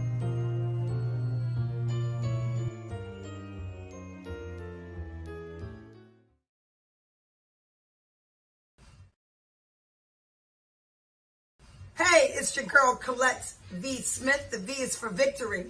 My mama would tell you the V is for Veronica, but it's Colette V. Smith, the NFL's first African-American woman to coach in the history of the National Football League, by way of being the first female in 2017 to coach in New York Jets franchise history. Today, I'm the founder of Believe in You Incorporated. Believe in You Incorporated. I got here because I didn't limit myself. I started thinking freely, living life freely. Don't limit yourself. Unleash your power, the power that God created you to be and to have. I got here because I didn't just follow a path. I created my own. You can do the same thing. You know why I know this? Because genius is common.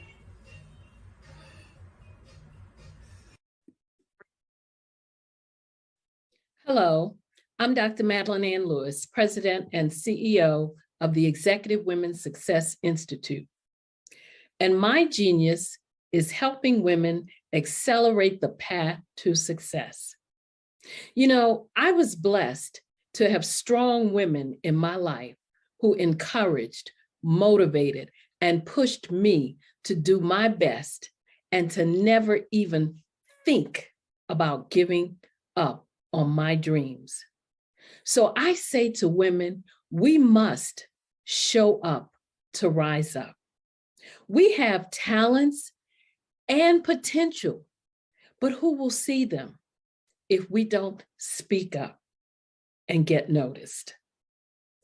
I know that women are a tremendous resource on this planet, and there is nothing more fulfilling than helping a woman tap into her full potential. I do this because I want to be a part of helping as many women as I can to show up, to rise up. I do this because genius is common.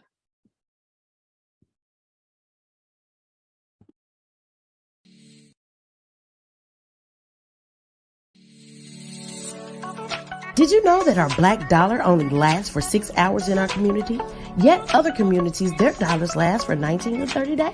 The Black Wall Street Nation. Black Wall Street Nation. Yes, that's why we created the Black Wall Street Nation. Black Wall Street Nation is a centralized directory available to all black businesses across the world. It was created for businesses like you, the ones that want to start and the ones who have a dream that have already started, such as businesses like Drop in a Bucket Productions, Valito Foods, Sugar Tea Branding Firm, All the Dazzle, Buncakeaholic, Miss Riot, and you. We'll have marketing, seminars, and some funding coming soon just for you.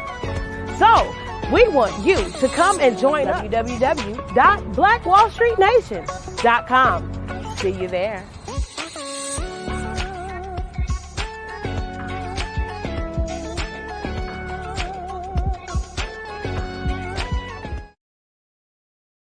I was born in a little village on the island of Haiti.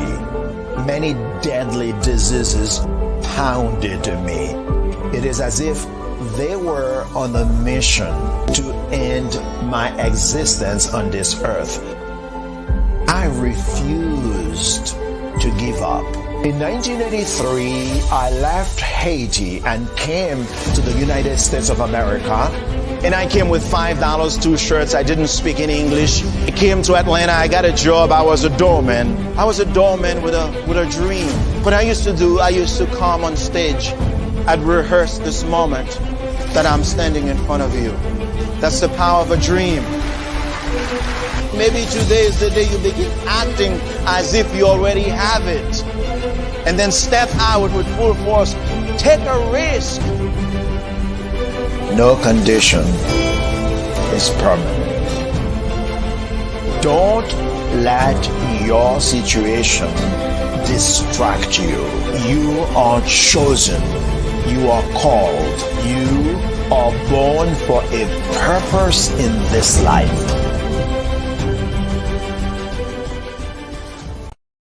I am from Washington, D.C., but I was raised in Durham, North Carolina.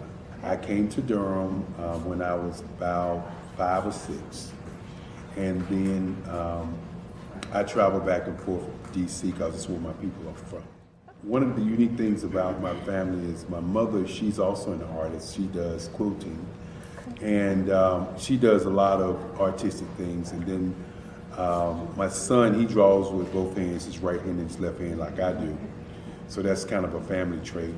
And then my other son, he's a videographer, and my daughter, she works, she's a regional vice president for Sunglasses.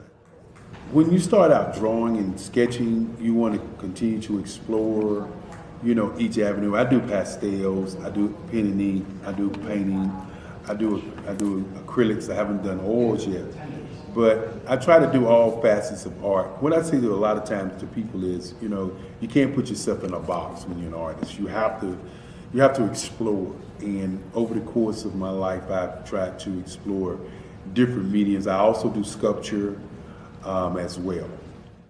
I choose my subjects by the intensity that they have in their faces, or the intensity that somebody is moving, because I do more than portrait drawings. I also do I do abstract, and then I do figurative drawing also. Well, what happened in this particular show is that I started out trying to come up with something that would be a little bit different than what everybody else is doing. So I was working on a Barack Obama show, and they wanted me to do some paintings of Barack. And so what I did was, because of the deadlines, I kind of did it kind of fast. And then I realized when I was doing it fast, I enjoyed it. And so then I started doing other pieces the same way, and I started to enjoy those pieces also. And so I came up with this particular style. And it's a style of lines and colors. And what's interesting is that when I was in college, I did a show called Lines, Colors, and I talked about the boldness of the blacks, the hotness of the whites, and this is how this has come about, you know, later on in my life. And the colors comes from a lot of the entertainers that I work with, where they wear different colors. They don't wear, you know, your plain reds or your whites. They wear different colors, and so that's also another piece of what's giving me the colors. The subtitle of this show is Faces That Speak Life. That's real critical. Faces that speak life. Each one of these pieces is a life source and a life energy that's being put on display for people that are looking at it. You know, I always say in terms of my art, it's not important that I draw them. It's important what you get out of what I draw. You know, I don't try to just draw it because you like it. People wanted me to do prints. I didn't do prints. You know, people asked me to do different people, but the people that I choose are people that make a difference in the lives of people in the world. So the human landscape idea was, again, as I say, the lines represent your emotions, it represents your ideas, and it represents your journey as a human being. And that's why you get the different pieces and the different looks. And as you notice, I try not to do one look that looks alike another look. And that's what's the most important part of this show.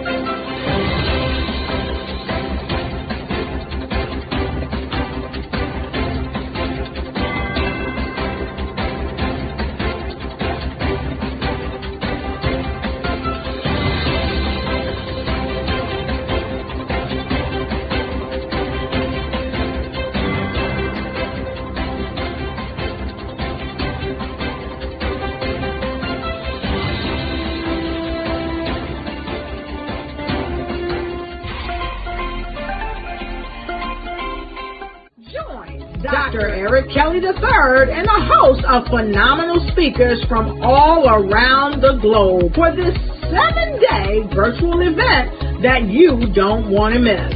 The mission of the Black Business Expo is to raise scholarship money from kids all the way from high school all the way from college. The Black Business Olympics is one of the largest Black business showcases in the world. It is an opportunity for businesses and companies to showcase their businesses globally. We are going to be giving away laptops up to $5,000 away to students.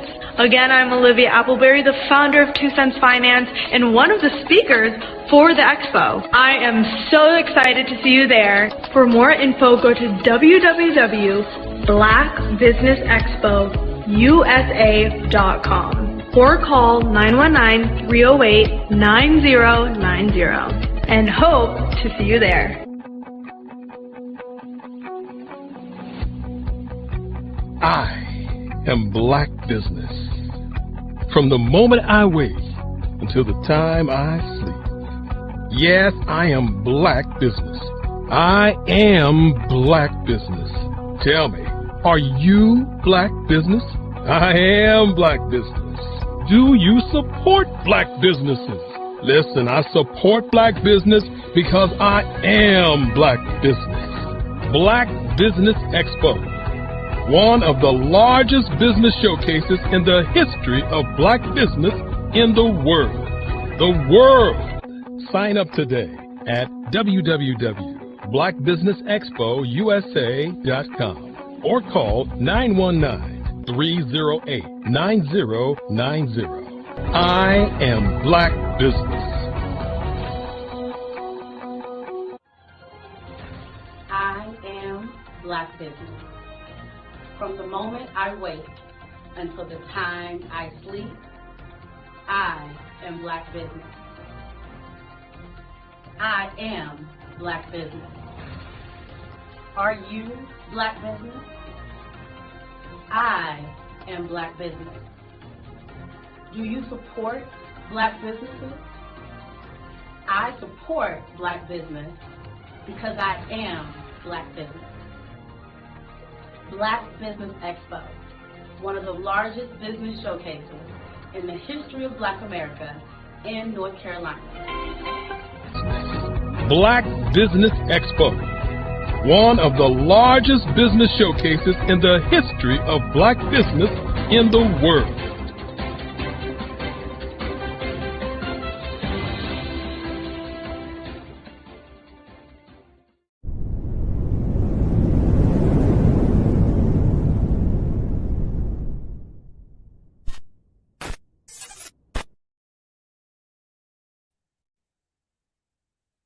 Good evening, business owners, entrepreneurs, thought leaders, and corporations. Welcome to the Black Business Network.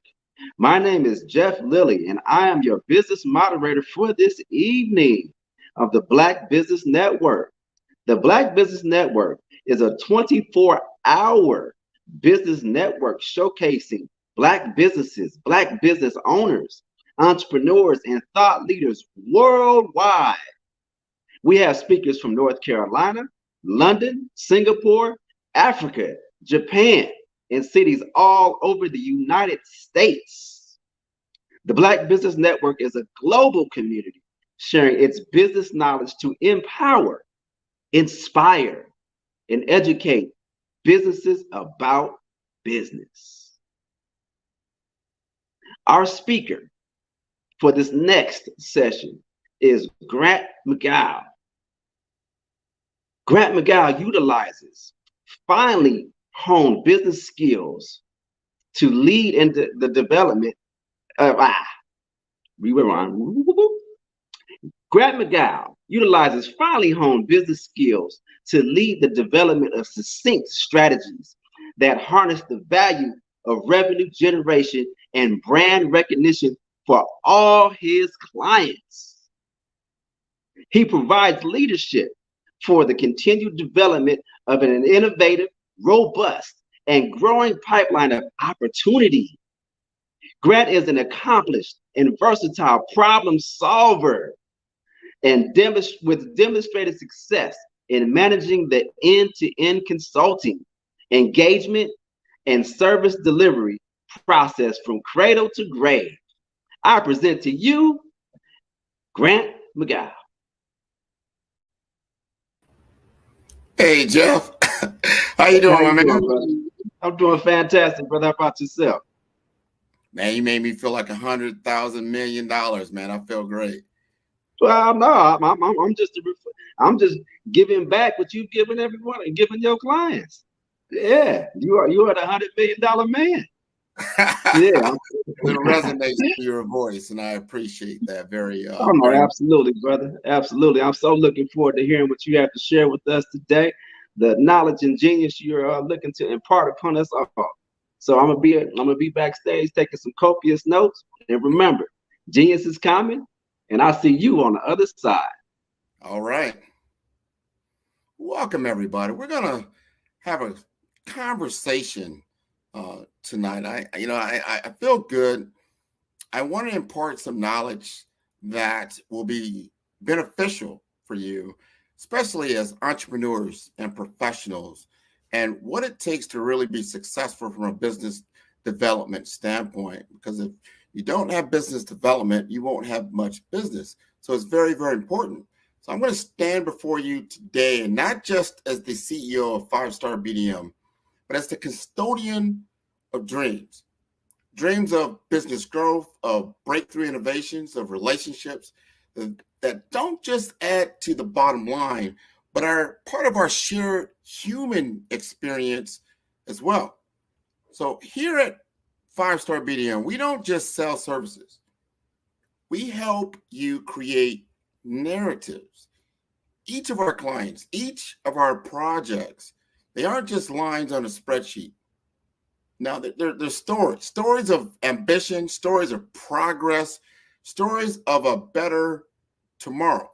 So together, we're writing a new chapter in the world of branding and marketing, a chapter where the customer is not just a king, but a partner. That's very important, to be a partner. Because in this era of connectivity, it's not about transactions. It's about relationships. It's not about selling, but it's about creating value. We understand that to become a market leader, it's not enough to be different. You have to make a difference.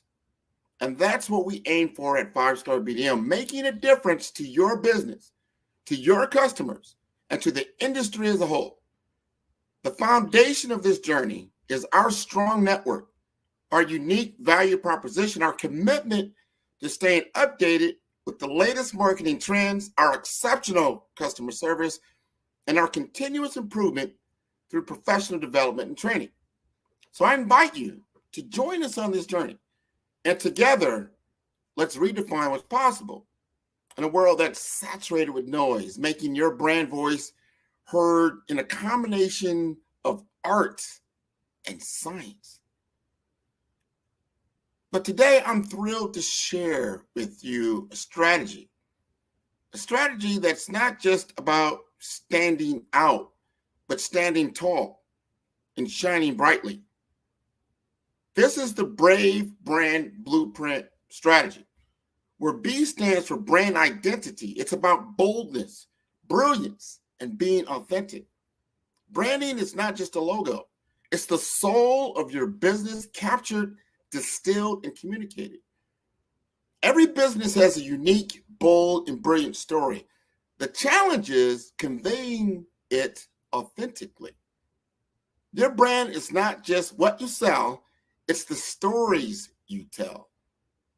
The R is for research, resilience, and resonance. The cornerstone of any iconic brand is understanding the market, the competitors, but most vitally, the customers.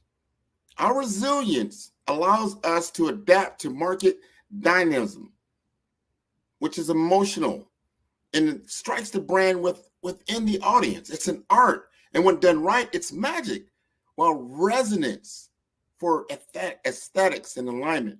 Beauty might be skin deep, but aesthetics define your brand's skin. It's the immediate impression with visual allure.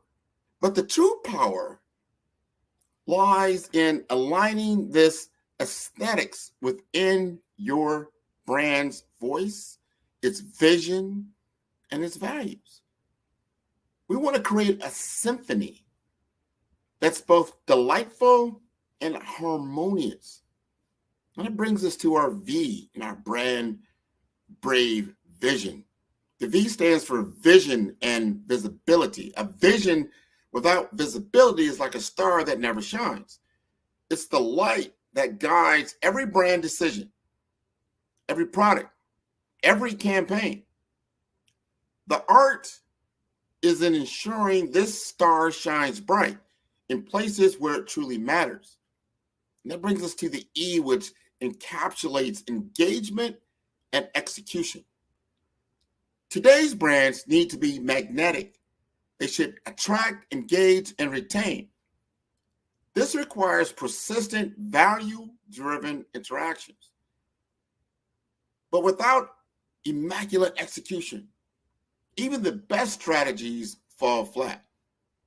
Let's look at just a couple of case studies within 5-Star BDM. One is Cornhusker Capital. Now, that's a firm that was eager to etch its mark, recognizing branding prowess. They embarked on a journey with us and revamped their website, embodied their core, and became their foundation. Then came the strategic email campaigns, not mere pitches, but stories that resonated.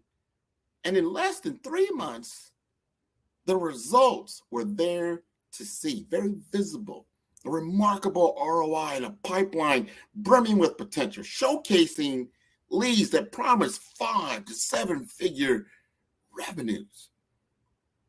Another compelling narrative is our collaboration with a world-renowned online ecosystem dedicated to uplifting Black professionals. Their mission was noble: to spotlight Black entrepreneurs and paraprofessionals on a global stage.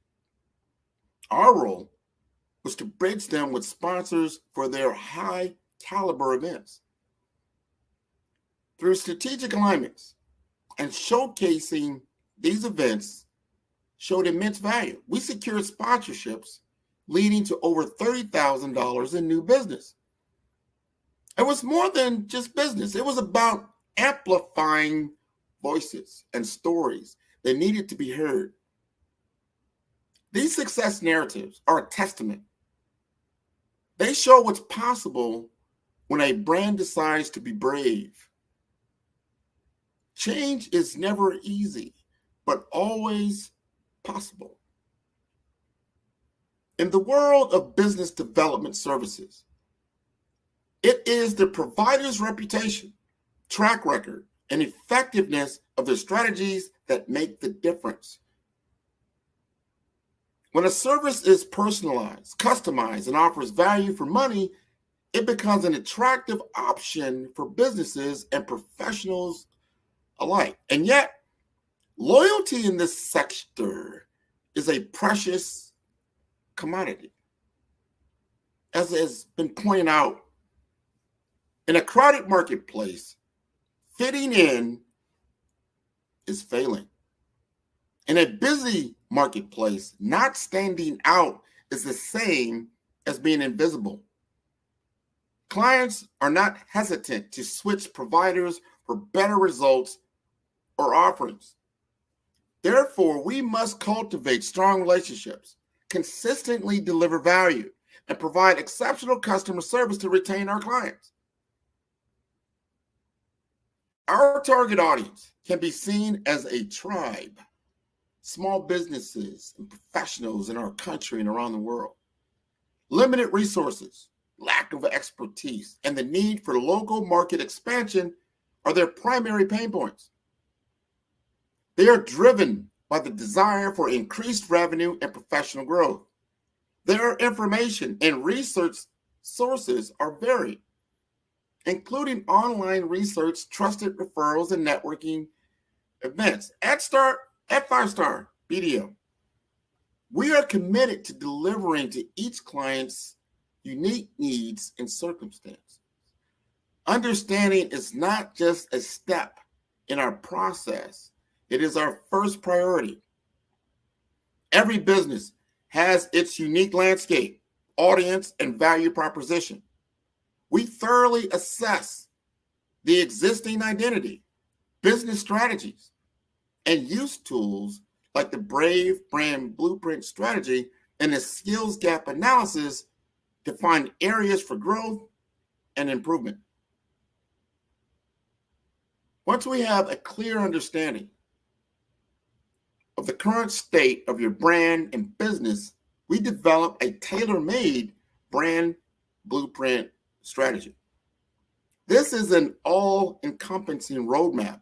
Includes a brand awareness strategy, a communication strategy, a differentiation strategy, and a detailed implementation plan. We take into account your business goals and budget constraints, ensuring our system is realistic, achievable, and effective.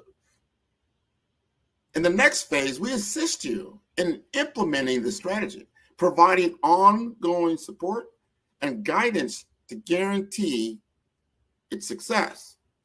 This includes training for you and your team, enabling them to acquire the necessary skills to carry out the strategy effectively. Now, throughout the entire process, we maintain open lines of communications with you and your team. We provide regular updates and progress reports and are always available to answer questions or address any concerns. Our goal at 5-Star BDO is not just to provide you with a service, but to empower you and your team with the knowledge, skills, and tools required for your brand and business growth. By the end of our engagement, you won't merely have a strong brand identity and a robust business development strategy, but you also will possess the confidence and capabilities to continue growing and adapting in a rapidly changing market.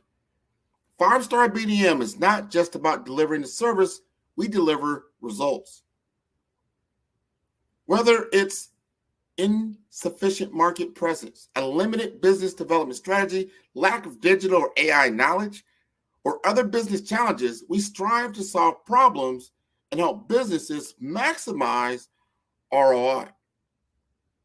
Through personal branding, we help you create a unique professional identity that elevates your reputation, establishes credibility, and builds trust with your audience.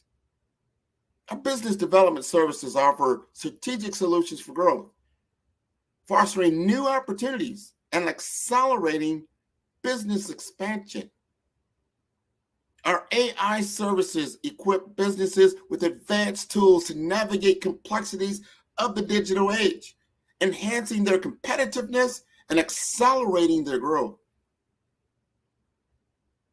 5-Star BDM initiates its service delivery with a comprehensive client needs assessment, followed by skills gap analysis to identify areas for improvement within your entire team. We then design a personalized branding strategy that aligns with your unique value proposition. This is very important because we're going to help you develop your business development strategy that focuses on growth opportunities, enhances your client relationships, but ultimately leads to more revenue. AI tools and services are integrated into the business operations to keep up with modern demands. It's going to offer you automation, predictive analytics, and personalized marketing strategies. With our continuous support, regular review of implemented strategies, effectiveness, and training, we ensure that the strategies are well executed and yield the desired outcomes. At 5-Star BDM, we pride ourselves in offering not just these services, but real world impact. Our bespoke branding solutions, deep-seated industry knowledge, AI-enabled tools, DEI consulting, and innovative business development strategies empower businesses to carve out a unique space in their industry, cultivate meaningful relationships, and expand their operational scope. Consider one of our success stories as, I think it was a healthcare tech company. And within the first 6 months of our partnership, they experienced a staggering 300% increase in brand recognition and 75% surge in sales. They transformed from local competitors to key influencers in their market. This triumph was validated by the renowned analyst firm Canvas Rebel, who noted our strategic direction and disruptive branding methods have enriched brand identities and stimulated growth for clients in both the tech and healthcare sectors. As we express our expertise with confidence and professionalism and maintain a conversational and engaging style, we wish to ask you a few questions to facilitate a deeper understanding of how we can help you. Take note. What unique challenges are currently stifling your brand's potential expansion? Where do you see your brand in the next 2 to 3 years? What metrics do you employ to measure your brand's success, and are you content with those outcomes? You know, in 2020, I established 5-Star BDM on 5 principles: support, trust, advancement, resilience, and brilliance. Our mission is to serve as thought leaders in the industry, innovating customer-centric solutions that empower businesses to turn possibilities into tangible success. Our Brave Brand Blueprint forms the cornerstone of our approach, crafting a strategy that resonates with your target audience and stands out in the marketplace. With our deep industry knowledge in healthcare and information technology, we uncover untapped opportunities and guide you through complex landscapes. We remain staunchly committed to diversity, equity, and inclusion, driving innovation and collaboration through the creation of inclusive cultures. At the precipice of becoming a 7-figure business, we remain dedicated to transforming brand potential into tangible business success, helping you shatter barriers and dominate your market. With 5-Star BDM, your journey to success is brilliantly illuminated. Our business development strategy is founded on deep industry insight, forward-thinking methodologies, and robust sales processes. Our team is instrumental in identifying and nurturing potential leads, engaging with them effectively to understand their needs, and crafting customized solutions that offer real value. We meticulously plan and execute our sales and lead stages, emphasizing building solid relationships with our clients from the very first interaction. In the dynamic world of digital business, 5-Star BDM remains committed to driving business growth through exceptional branding expertise, fortified by our unique sales process and business development strategy. 5-Star BDM stands as a pioneer in the arena of personal and business brand development, guided by our unwavering commitment to social empowerment and the transformative power of AI technology. Our brand strategy is shaped by the principles of diversity, inclusivity, and technological prowess, effectively capturing the essence of the 21st century brand. We believe in the power of change and the need to constantly evolve in order to thrive in the dynamic business landscape. Our focus on social empowerment and AI integration positions us at the forefront of the industry, setting a benchmark for others to follow. We aim to redefine the traditional boundaries of business, breaking down barriers and fostering a more equitable and inclusive future. By leveraging AI technology, we are able to provide our clients with a competitive edge, helping them to stand out in the crowded marketplace.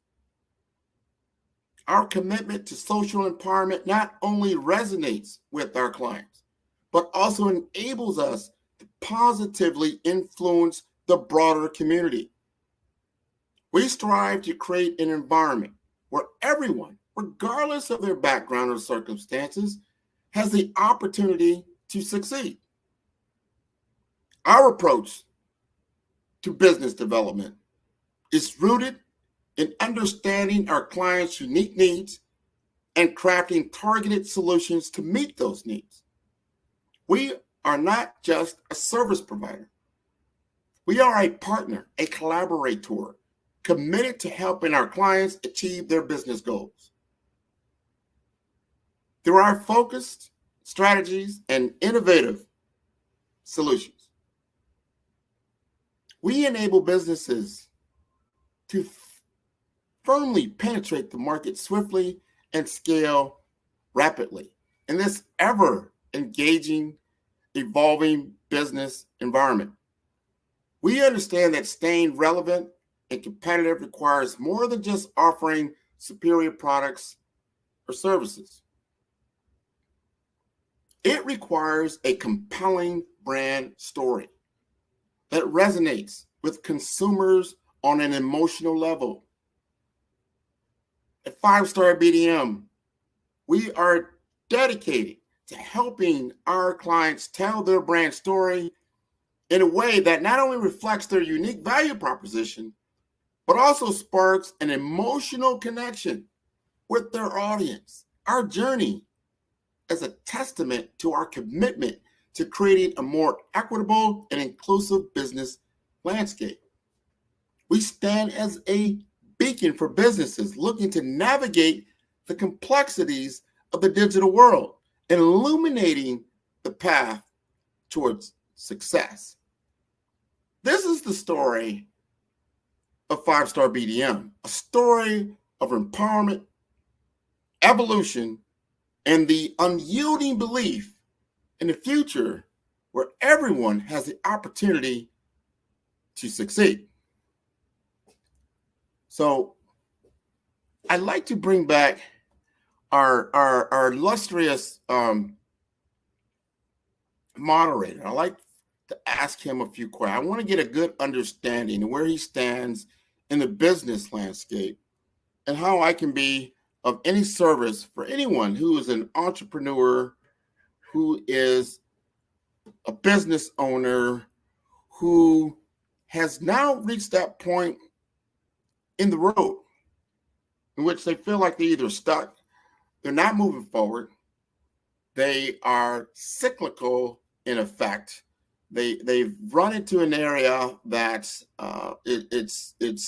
it's more the same old thing day in and day out, and they don't feel they're moving forward. It's like climbing up a hill when the hill increasingly gets higher. Some of the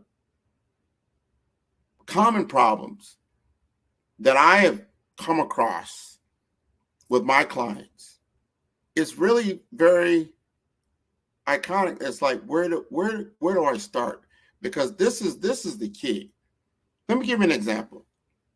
You know, you're gonna dial a phone number to reach someone. You have the phone, you have the capability of putting the digits in, but if you don't have the right digits, if you don't have the right order, you don't know the right number, you're not going to get connected. That's where I sit. And this is where the problem that I find, that people are just dialing randomly a lot of numbers, hoping to make a connection.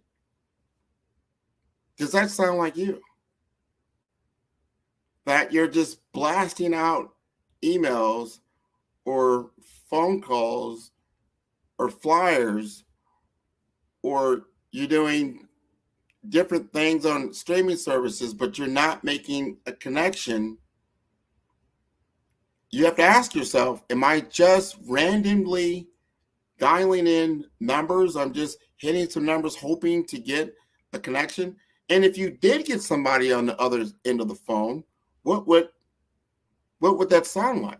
Are you prepared to engage? And here we have Jeff. Jeff. Yes, sir. How you doing?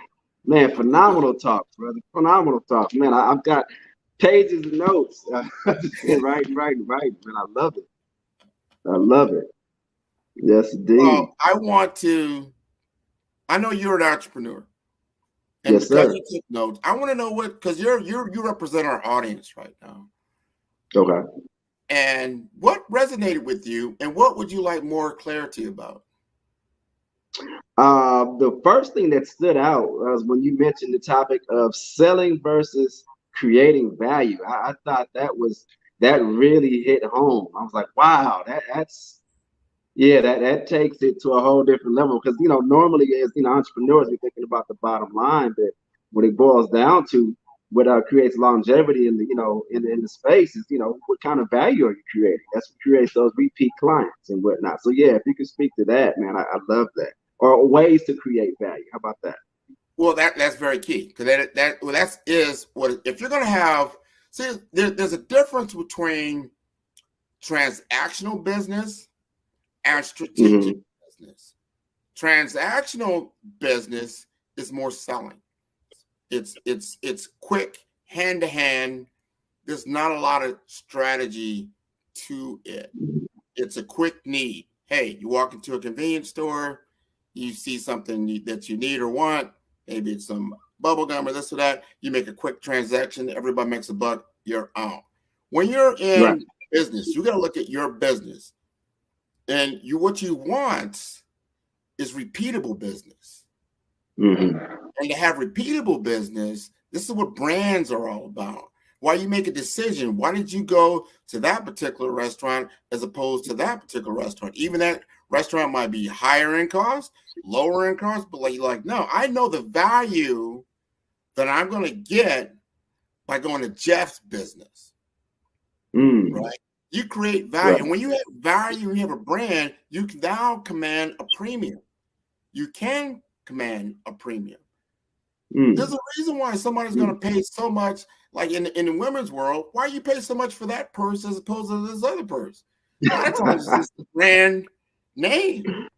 You don't know the story behind it. But they've done such a creative job of adding the value. Like, what's the value? It's not just the bag. It's the perception that you get with the bag, right? It's the status that you get with it, right? So they built that into it. That's beautiful branding. It's beautiful marketing. So when you create value, now that's one type of value.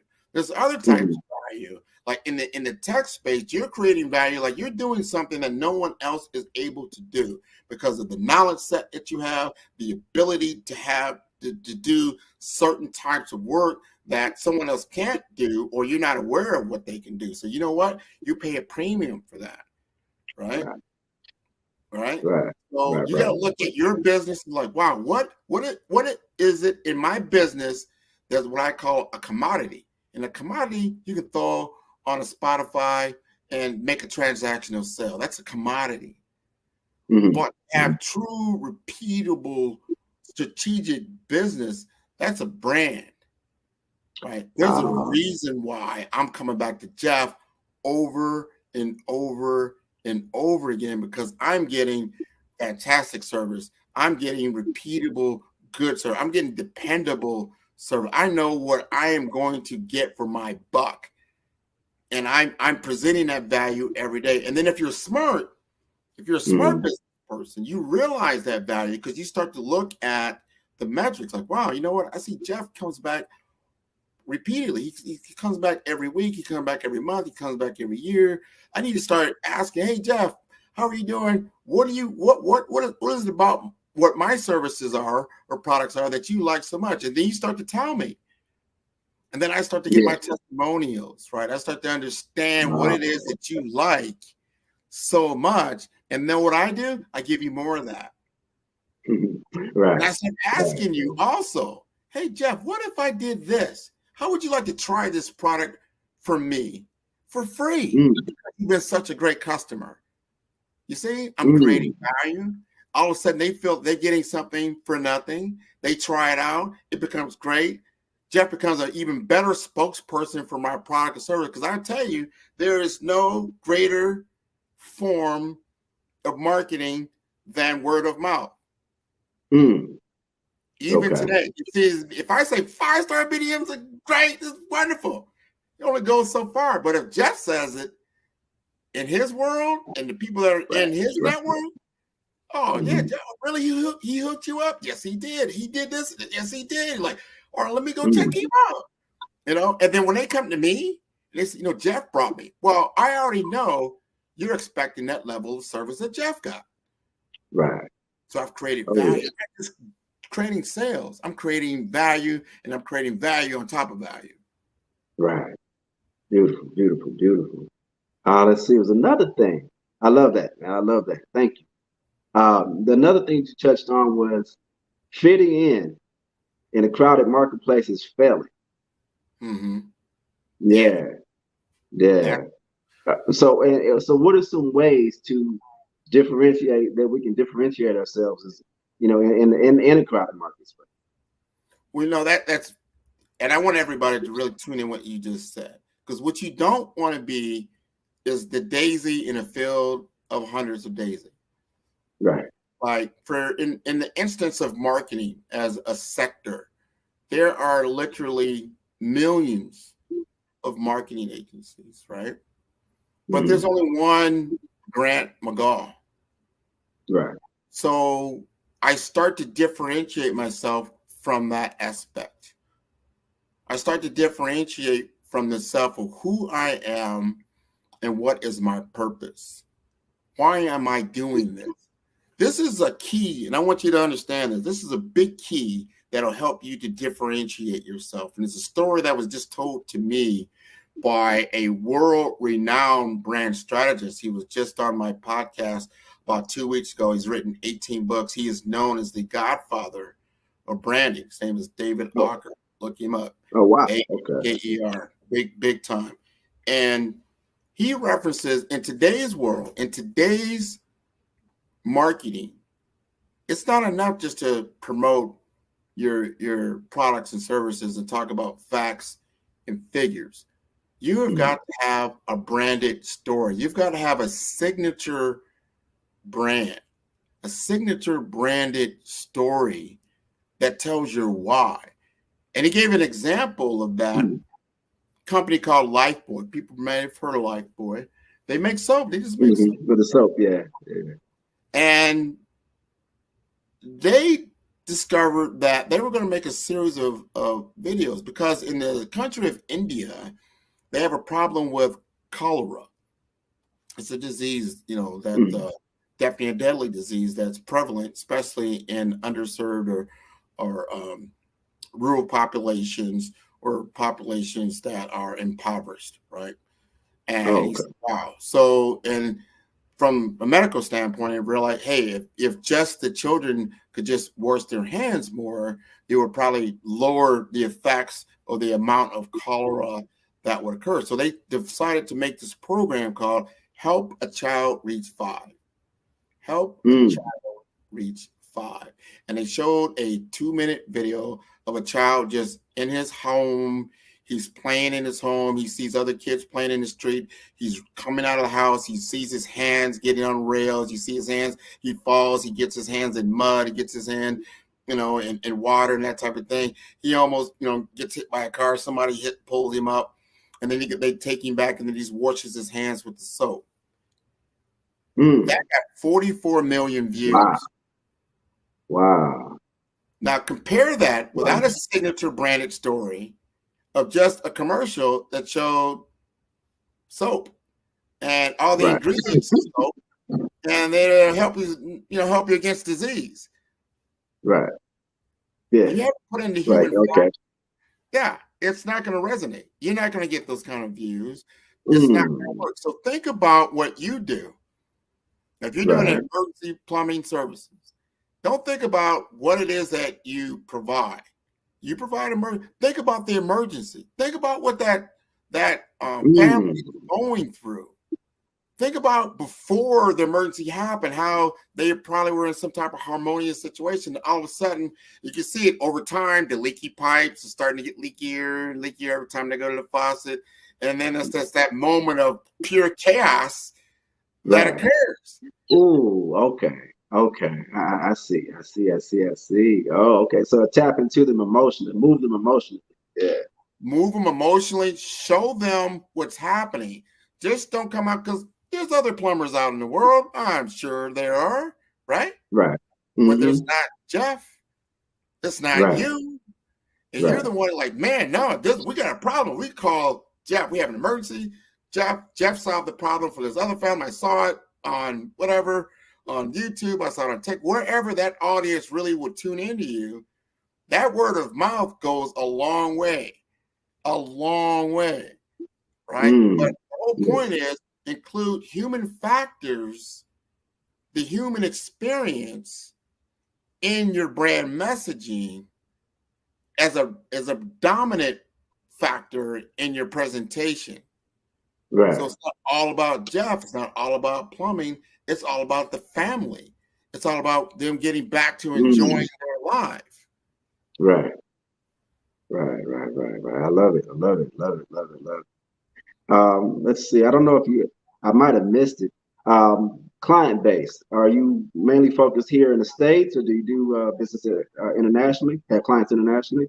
That's a good question. I have business in other parts of the world, Australia, Croatia, Europe, London. Oh, nice. And I have obviously a steady clientele here in the U.S. As well. I'm based in South Florida, but that's the beauty of the internet, that you can reach out across. I don't necessarily have to sit down physically with somebody unless, it's warranted. It depends on the situation. You fly there to get there. I think still human interaction, one-on-one physical interaction is important, especially when you're first meeting somebody. And excuse me, it depends on the scope of work. If you're talking to somebody about a 5, 6, 7 million, deal, they might want to see you. It's very important. It depends on what it is, and the complexity of the situation denotes interaction and communication. But to answer your question again, yes, I do business pretty much worldwide, but predominantly United States. Oh, okay.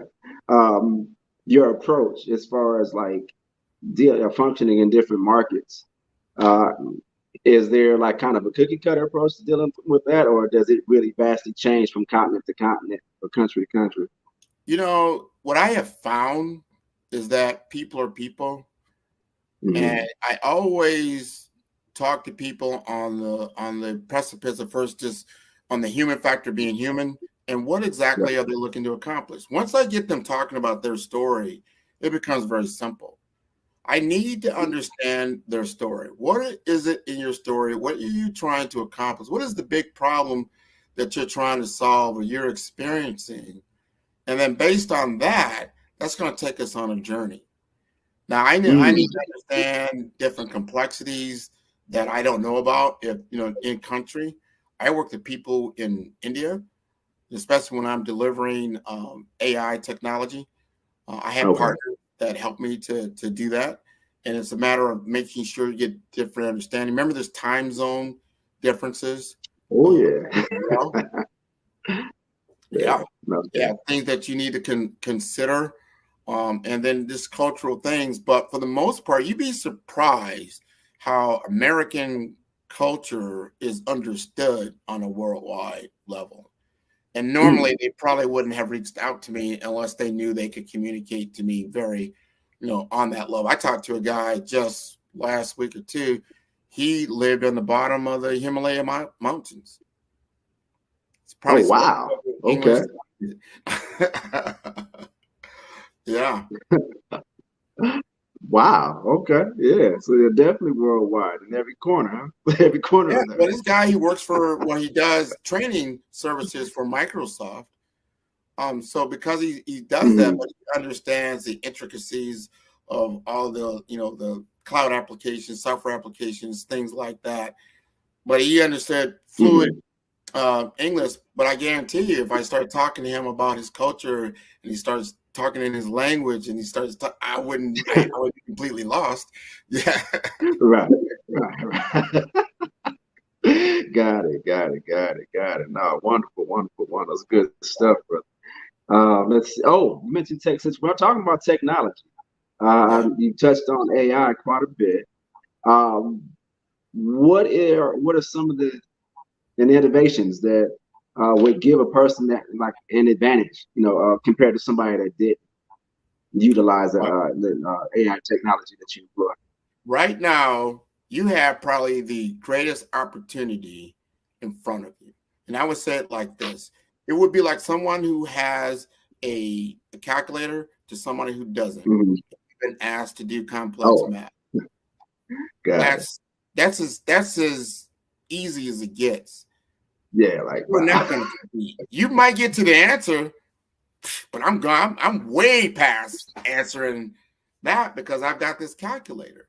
And that's the speed and efficiency of AI. No human can compete with that. Right. You just can't. Right. And it's not about dehumanizing other people, just understanding there's certain things that are highly commoditized. Like, so you can get emails crafted, not to say you don't change it and put your own tone to it, you can. But now instead of taking, I don't know, depends on the complexity of the email, it could take 5 to 10 minutes to really craft that. You can probably cut that in half or even more. That's just on an email, right? When I'm creating different marketing material, especially I do a weekly podcast, it would before take me, in hours to do one episode of all from soup to nuts. It would take me probably about 10 hours of work to produce that one piece. Now I can produce that one piece in 2 hours. So that's 5 times greater because I can automate so much of the other aspects of it that I don't need to do that. I can now take this, what we're doing right now. You can take this video, I can then take out the sound quality, right? The MP3.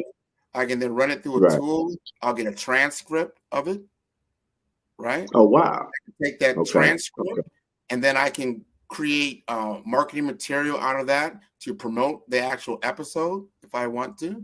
I can then take that same information, create an ebook out of it because it was so impactful and influential. And I can create it and then put a cover on it. But we're not talking about how long it would take to create your own ebook just normally. Yes. At a high level. I'm not talking about something you just threw together, but like a real nice, we're talking a 5-star professional class ebook. You would usually take you, again, it's going to take you anywhere from 20 to 40 to 60 hours to create that, depending on the length, right? You can now cut that, by 75%. I can create that, like the same thing I just talked about. I can create an ebook out of that. Probably, put all my efforts into it. Within 48 hours, I'll have a very nice crafted professional ebook. You can't beat that. So utilize it. So what I'm saying is this: as Black entrepreneurs, you can now level your playing field. You have now access to tools that Fortune 500 companies have access to. You have the opportunity now to make yourself bigger, stronger, more powerful, get your messaging out there. You have an AI assistant that'll tell you, no, that text that you're going to put out is not right, meaning the information, the copy. We can bring it from your localized area to a world-class presentation. And this is Jeff creating it. And it is you, but it's you, just like a calculator is you enhanced. It really takes who you are and amplifies it. Right. Right. Think of it like that. Nice. It's not doing the work for you because it doesn't do it by itself, but it'll take Right. what you're Oh, doing, yeah. your idea, and amplify it. You can now create websites with AI in a matter of minutes. Wow. Yeah, I love it. Yeah. So it creates Well, that. yeah. So Well, as a marketing person, part of my business is marketing. It's like, wow, that should put you out of business. No, it doesn't. Because that's just the commoditized tool set. It doesn't replace the mental capacity, doesn't replace the experience and what's necessary to enable a plan to go forward. If you notice throughout my entire presentation, those strategies you cannot get from an AI engine. An AI engine can help you execute it, right? But not from a creative standpoint, right? To build out and interact with you human to human to get to a finished product. It's a tool. A calculator is just a tool. That's all it is. It doesn't build, tech engines and things like that. Right. Yeah, definitely. Well, Grant, man, I really appreciate you coming to lay all these jewels and phenomenal. I mean, just all these nuggets. My mind is blown. I can't even put it into words, and that's hard to do for me. To get me stuck on words. But man, I really truly appreciate you coming through and imparting your knowledge upon us. What's the best way to get in contact with you? Absolutely. Hey, just go to my website. Everything is on my website. It's the number 5-star BDM. That's B for brand, D for development, M for masters.com. Everything's there. I have my weekly podcast on Follow the Brand TV, Follow the Brand podcast. All that information is on the website. Send me an email at grant.mcgaugh. That's MCGAUGH at 5-star BDM, and I will be there to help. Oh, sounds awesome. Yes. Follow the brand. I'll be looking forward to following the brand myself. All right, absolutely, brother. Well, with that being said, blessings to you. Have a phenomenal evening. And remember, genius is coming, and I'll see you on the other side. Thanks a lot, Jeff.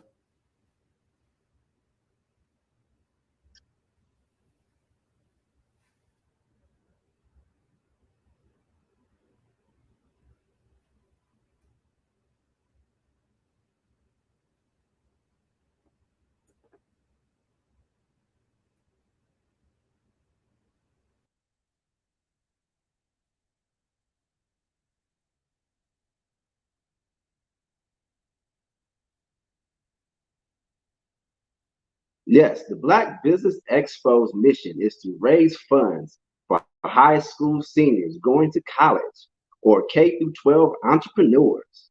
This expo is a fundraiser for students. You may go to www.blackbusinessexpousa.com to donate to the scholarship fund or use the Cash App that's on the screen below and say $BBXUSA. Our goal is to give laptops and up to $5,000 to 10 students. Students can register online at www.blackbusinessusa.com. Every dollar counts. So we want to remind you to donate to the scholarship fund. We want to thank our Black Business Expo USA sponsors for August 2023.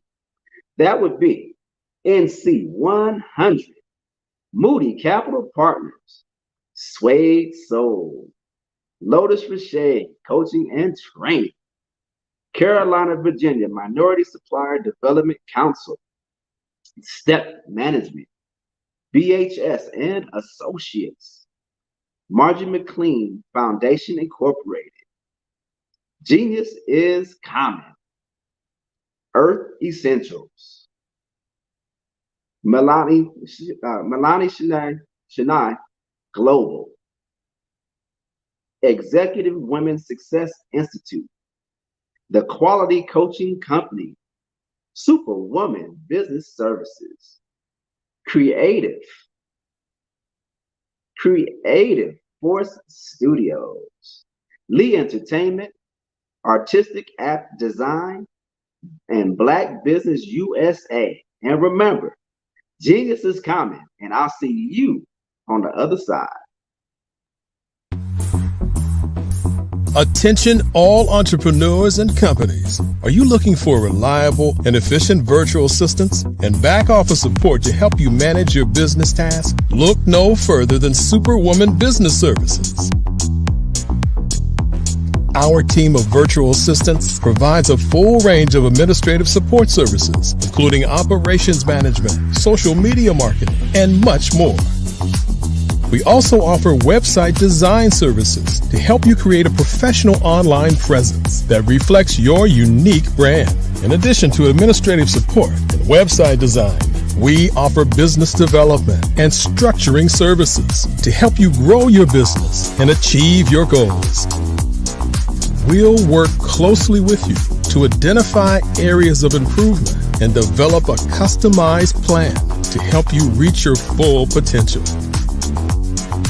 At Superwoman Business Services, we understand that running a business can be overwhelming and time-consuming. That's why we're here to help you fly high and achieve success. Our virtual assistants are highly skilled, experienced, and dedicated to providing you with the support you need to thrive. Come fly with us and take your business to new heights. Let us help you become the superhero entrepreneur you are meant to be.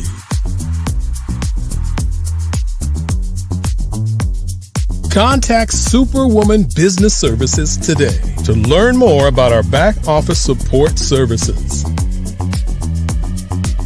Come fly with us and take your business to new heights. I was born in a little village on the island of Haiti. Many deadly diseases pounded me. It is as if they were on a mission to end my existence on this earth. I refused to give up. In 1983, I left Haiti and came to the United States of America. And I came with $5, 2 shirts. I didn't speak any English. I came to Atlanta. I got a job. I was a doorman. I was a doorman with a dream. What I used to come on stage. I'd rehearse this moment that I'm standing in front of you. That's the power of a dream. Maybe today is the day you begin acting as if you already have it. And then step out with full force. Take a risk. No condition is permanent. Don't let your situation distract you. You are chosen. You are called. You are born for a purpose in this life. Why do I do what I do? You know, my life coach asked me that a few years ago. And she said, Tony, what's your why? And I told her, and she said, girl, you've already accomplished that. Perhaps you need a new why. Hi, Tony Harris, Amy Hoydu with Say It Said Marketing, one of your students. And just wanted to say thank you, Tony Harris, for spending so much time with me and giving me that boost in my business that I so drastically needed.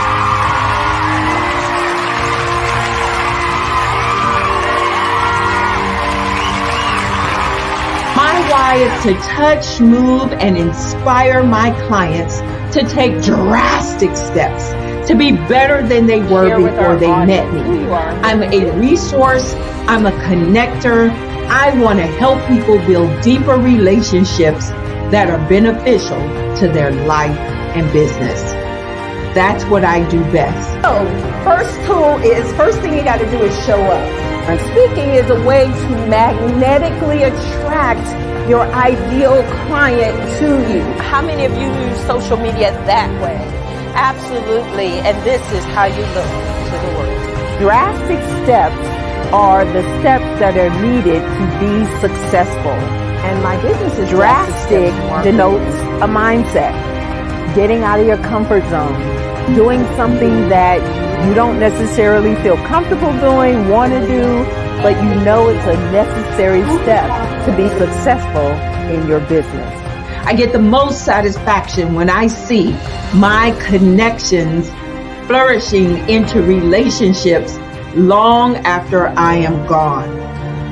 Hi, my name is Jasmine Augustine with Linda Jasmine, and I've joined several networking and referral groups in the area. And Network in Action Northeast Houston with Tony Harris Taylor is one of the best organizations that I've joined. I love that piece of what I do, and it is what fuels my fire.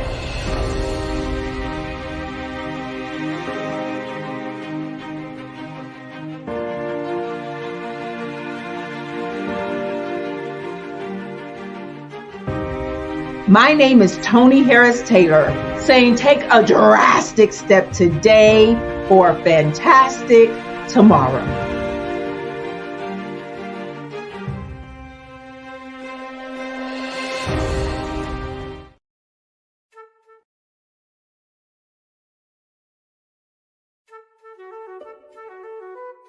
This is Dr. Arnold T. Petsworth. He's the owner of Petsworth Vet World, a veterinary clinic in Hopton, Connecticut. His patients include dog, cat, frog, fish, Goldie, dog, and this alpaca. Due to doctor-patient confidentiality, we can't tell you their names. Business at Vet World was steady, and then quarantine hit. Neighbors brought new four-legged friends into their homes. Bunnies. Bunnies everywhere. Dr. Petsworth welcomed these new patients with open arms. The only problem? There were more appointments than he could manage. That's when Dr. Petsworth turned to his American Express business card, which offers spending potential that's built for his changing business needs. He decided to hire a new assistant, Julio, and with spending power built for business purchases, he used his card to furnish a new exam room. Together, Dr. Petsworth, Julio, and American Express Business made sure all the pets of Hopton got the love and care they deserve. And everyone was happy. Get the card built for business by American Express. I'd like you to imagine. What if you could build your own city? A place where every child can find nurturing people to help them achieve their full potential. A place where every adult can access job training support. Where health education is abundant. Where social justice ruled the land. A place without limitations. Welcome. You have arrived at STEM City, USA. It is what every city should be. A safe and trusted community where you find people and resources to help you become everything you are and beyond. STEM City is unlike anything you have ever experienced. It is a digital twin of the world around you, only better. STEM City is about energy and soul renewal. It is more than a digital world. You can almost feel the power of live cultural events, music, and theater. STEM City promises a better future for children with caring mentors and hands-on activities with dedicated tutors to support our youth. STEM City is your passport to a healthy lifestyle with weekly events addressing our community's many issues. STEM City is your financial well-being with helpful information on wealth management, career advancement, job training, and so much more. STEM City is the community you deserve. It is the city where your dreams can come true. STEM City USA, a place in the sky that is accessible to all who reach for the stars.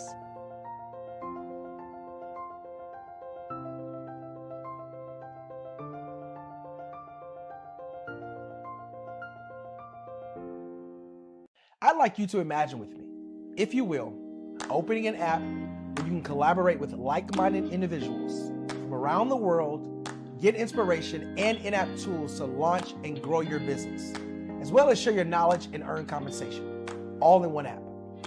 Well, the name of that app is Truso, short for Truly Social. Hi, I'm Matthew Newman, the founder and CEO of Truso, a new concept in social media. Truso is designed from the ground up to be a platform that's both social and empowering for all its users. How exactly do we do that? I'm glad you asked. First, Truso brings the world together via video. Psychologists assert that video provides a significantly more effective connection than audio only. When you enter a community on Trusso, you're face to face. Second, on Trusso, you don't have to have 1 million followers to monetize. Our business model allows all hosts and moderators to monetize, no matter the size of your following, by 1, producing fee-based content, and 2, inviting others to join the platform as subscribers. Even more, Trusso has an in-app resource library with over 100 free resources, forms, and documents to help you build your brand and grow your business. Third, Trusso is inclusive. The deaf and hard of hearing communities make up 360 million people worldwide.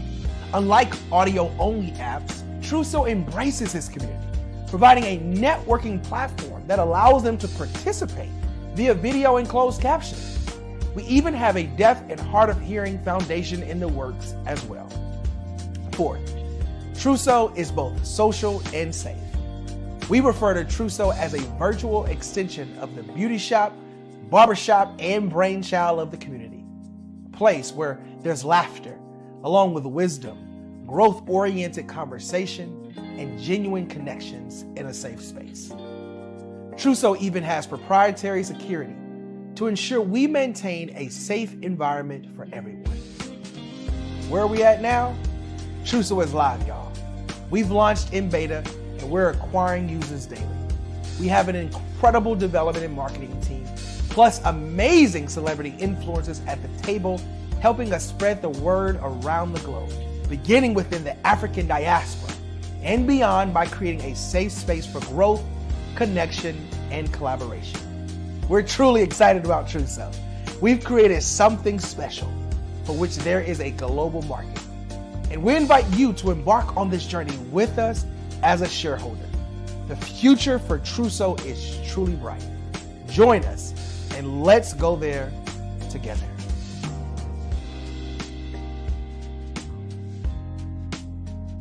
I'm Ramon Ray, founder of Smart Hustle Magazine and smallbiztechnology.com.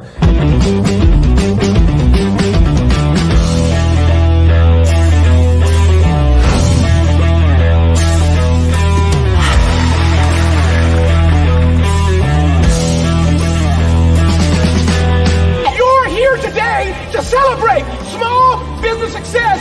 Stand up on your feet. You rocked the house. Hey, thank you. It was amazing. Didn't we learn? For me, success comes from failure. One thing not to do is shake somebody's hand like this.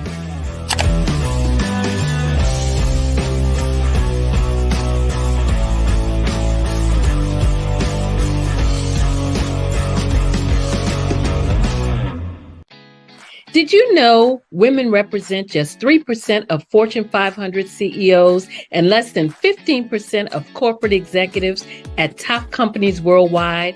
Have you wondered what the secrets are to getting into the top ranks, whether in the private or public sector? Do you want to figure out how to stop being held back in your career or passed over for promotion? Then you're in the right place. Hi, I'm Dr. Madeline Ann Lewis, President and CEO of the Executive Women's Success Institute. I have decades of experience in the military, the federal government, and corporate America. And my mission is to help women succeed and tap into their full potential. I want to reach 1 million plus women around the world to become the leaders they are meant to be. So if you want to move into a management or executive level position, or maybe you are a female veteran transitioning out of the military into business entrepreneurship, then reach out to the Executive Women's Success Institute at 301-693-3284. Let us get you on the fast track to success.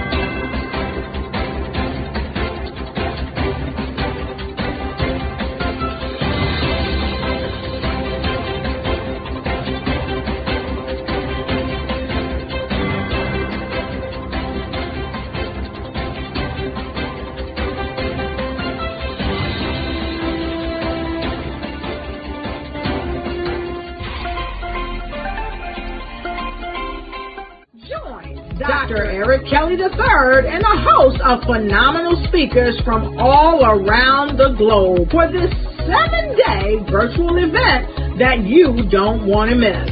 The mission of the Black Business Expo is to raise scholarship money from kids all the way from high school, all the way from college. The Black Business Olympics is one of the largest Black business showcases in the world. It is an opportunity for businesses and companies to showcase their businesses globally. We are going to be giving away laptops up to $5,000 away to students.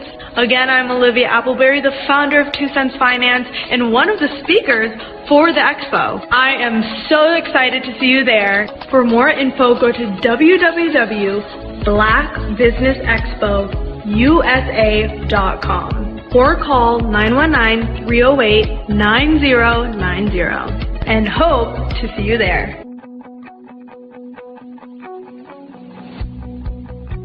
I am Black business. From the moment I wake until the time I sleep. Yes, I am Black business. I am Black business. Tell me, are you Black business? I am Black business. Do you support Black businesses? Listen, I support Black business because I am Black business. Black Business Expo. One of the largest business showcases in the history of Black business in the world. The world! Sign up today at www.blackbusinessexpousa.com or call 919-308-9090. I am Black business. I am Black business. From the moment I wake until the time I sleep, I am Black business. I am Black business. Are you Black business? I am Black business. Do you support Black businesses? I support Black business because I am Black business. Black Business Expo, one of the largest business showcases in the history of Black America in North Carolina. Black Business Expo, one of the largest business showcases in the history of Black business in the world.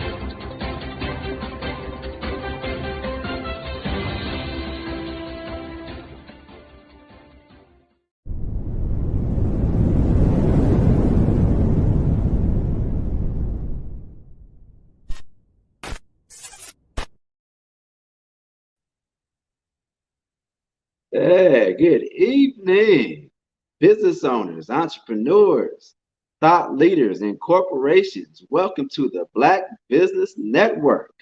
My name is Jeff Lilly, and I am your business moderator for this evening on the Black Business Network. The Black Business Network is a 24-hour business networking showcase, showcasing Black businesses, business owners, entrepreneurs, and thought leaders worldwide. We have speakers from North Carolina, London, Singapore, Africa, Japan, and cities all over the United States. The Black Business Network is a global community sharing its business knowledge to empower, inspire, and educate businesses about business. Our next session, our speaker is Nia Lewis and Dr. Norma Hollis. They will be sharing a discussion on marketing and branding yourself and your business in authentic ways. Today, you will meet Dr. Norma's marketing strategist, Nia Lewis, and learn how authenticity plays a big part in how brand and marketing yourself and your business. I present to you Dr. Norma Hollis and Nia Lewis. Well, thank you, Jeff Lilly. Appreciate you. Thank you. Oh no, my blessings, Queen. My blessings, Queens. Yes, I am so excited to hear what you all have to share. I'm going to step down for a second. I'm going to take my copious notes because I know you're going to be sharing a whole lot of golden nuggets for us today. So with that being said, genius is coming, and I'll see you all on the other side. Thanks, Jeff. See you soon. Hi, Nia. Hi, Norma. How are you? I'm good. How are you? I'm doing well. I'm excited to be here with you. Well, I'm excited to have you. You've been working with me now for what, about 7 months, or is it around 8 months now, I think, right? It's about 7 to 8 months, yeah. Yeah, you started in December, and I was in such need of marketing help. You know, those of you who are business owners, so many of us go into business because it's the way that we can express our creativity and do what we feel we're here to do. And we're really good at what we do. But we learn the hard way usually how it doesn't mean a can of beans if you don't have somebody to help you get out there in the world, because marketing is really important. And so I want to ask you, Nia, first, how did you get into marketing? What was your attraction to the marketing field? That's a great question. I've always been involved in marketing in some kind of capacity in terms of just my career. I started in the retail space, and so I was really inundated with figuring out what attracted customers on a different level in terms of how to be able to relate. And so from a sales perspective, sales and marketing kind of go hand in hand in terms of being able to attract the people to your business and then being able to close that sale. And so learning both sides of the spectrum really gave me an appreciation for marketing.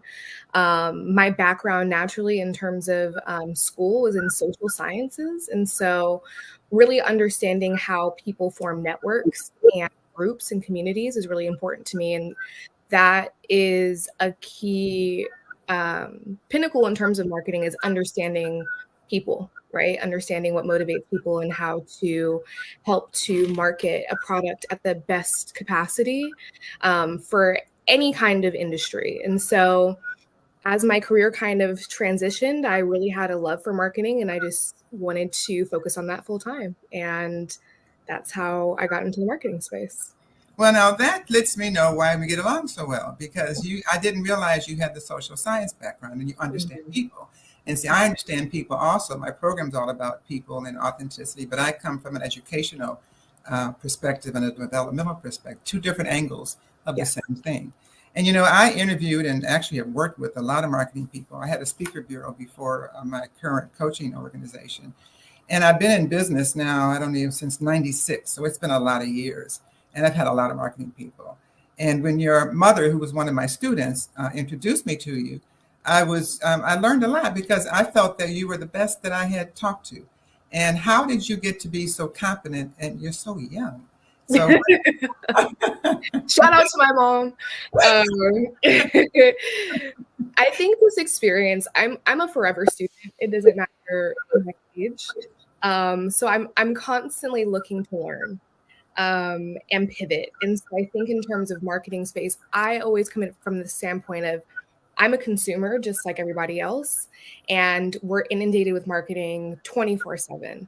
And so I look at it from the standpoint of me as a consumer, what attracts me to a specific product or what attracts me to a specific service, and using that, I guess, critical thinking aspect really allows me to come at it from a standpoint of openness and realizing that no one business is the same, no one person is the same. And oftentimes I felt like when I would be interfacing with business owners, they would feel as though every marketing consultant or every marketing strategist or even marketing service would treat their business the same, like a one size fits all. And that's just not the case. And so I don't approach any of my clients with that mentality.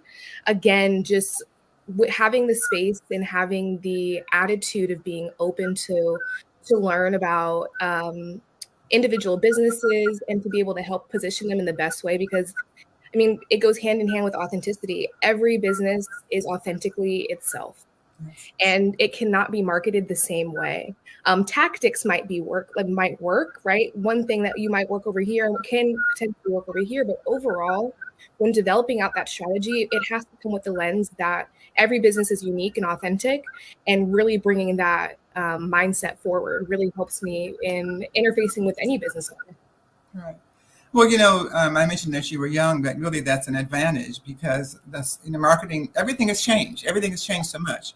And with behind COVID, behind people leaving corporate America a lot more, behind the energy that comes in with younger people, with every new generation, with the artificial intelligence and the expansion of consciousness. Those of you who are younger have a different perspective of it. Those of us that are older remember when it was different, but it's not the same now. So we can't do it the same way we may have done. When I started my business, there was no internet. You had to, run something off and mail it in the mail, and it's less mail, and it's a lot more expensive, and you have a lot more advantages now. But one thing, so what would you say, an owner or an entrepreneur, how do they come to, one of the things, let me put it this way.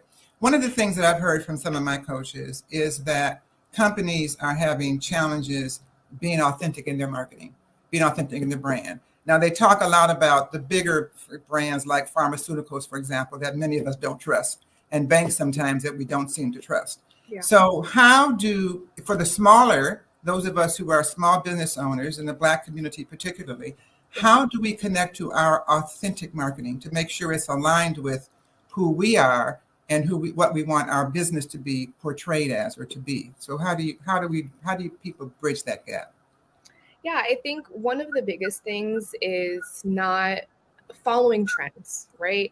I think we're in a time to piggyback off of what you just said about the different marketing modalities throughout the years. And we're at a time where everything is trendy, right? We go for what we see something that works in one aspect, we kind of hop on the trends, and marketing is no different in the space where people tend to rinse and repeat marketing. And I think where I've found working with small business owners is that we're trying to rinse and repeat these trends that are not necessarily the right fit for your business. Every consumer is going to be different. Every audience is different. And so one of the best things that I would say to entrepreneurs, starting out at any point in their business journey, if you're just starting out or you're a seasoned business pro, would be really to figure out what your individual message is going to be. Really starting from those values and your message are going to help create a solid foundation for any other marketing that you produce. And if you're really staying true to your values and your individual mission as a business, then you are more likely to have authentic marketing if you keep that in the center of everything that you're doing in terms of how you want to portray yourself to your potential clients and just to the public at large. And so one of the things I would really say is try not to follow the trends, right? Be a trendsetter. Don't be afraid to be different. Don't be afraid to try new things. Marketing, and I know I've told you this before, but I say it a lot. Marketing is a science, and it's understanding people, but it's also consistency.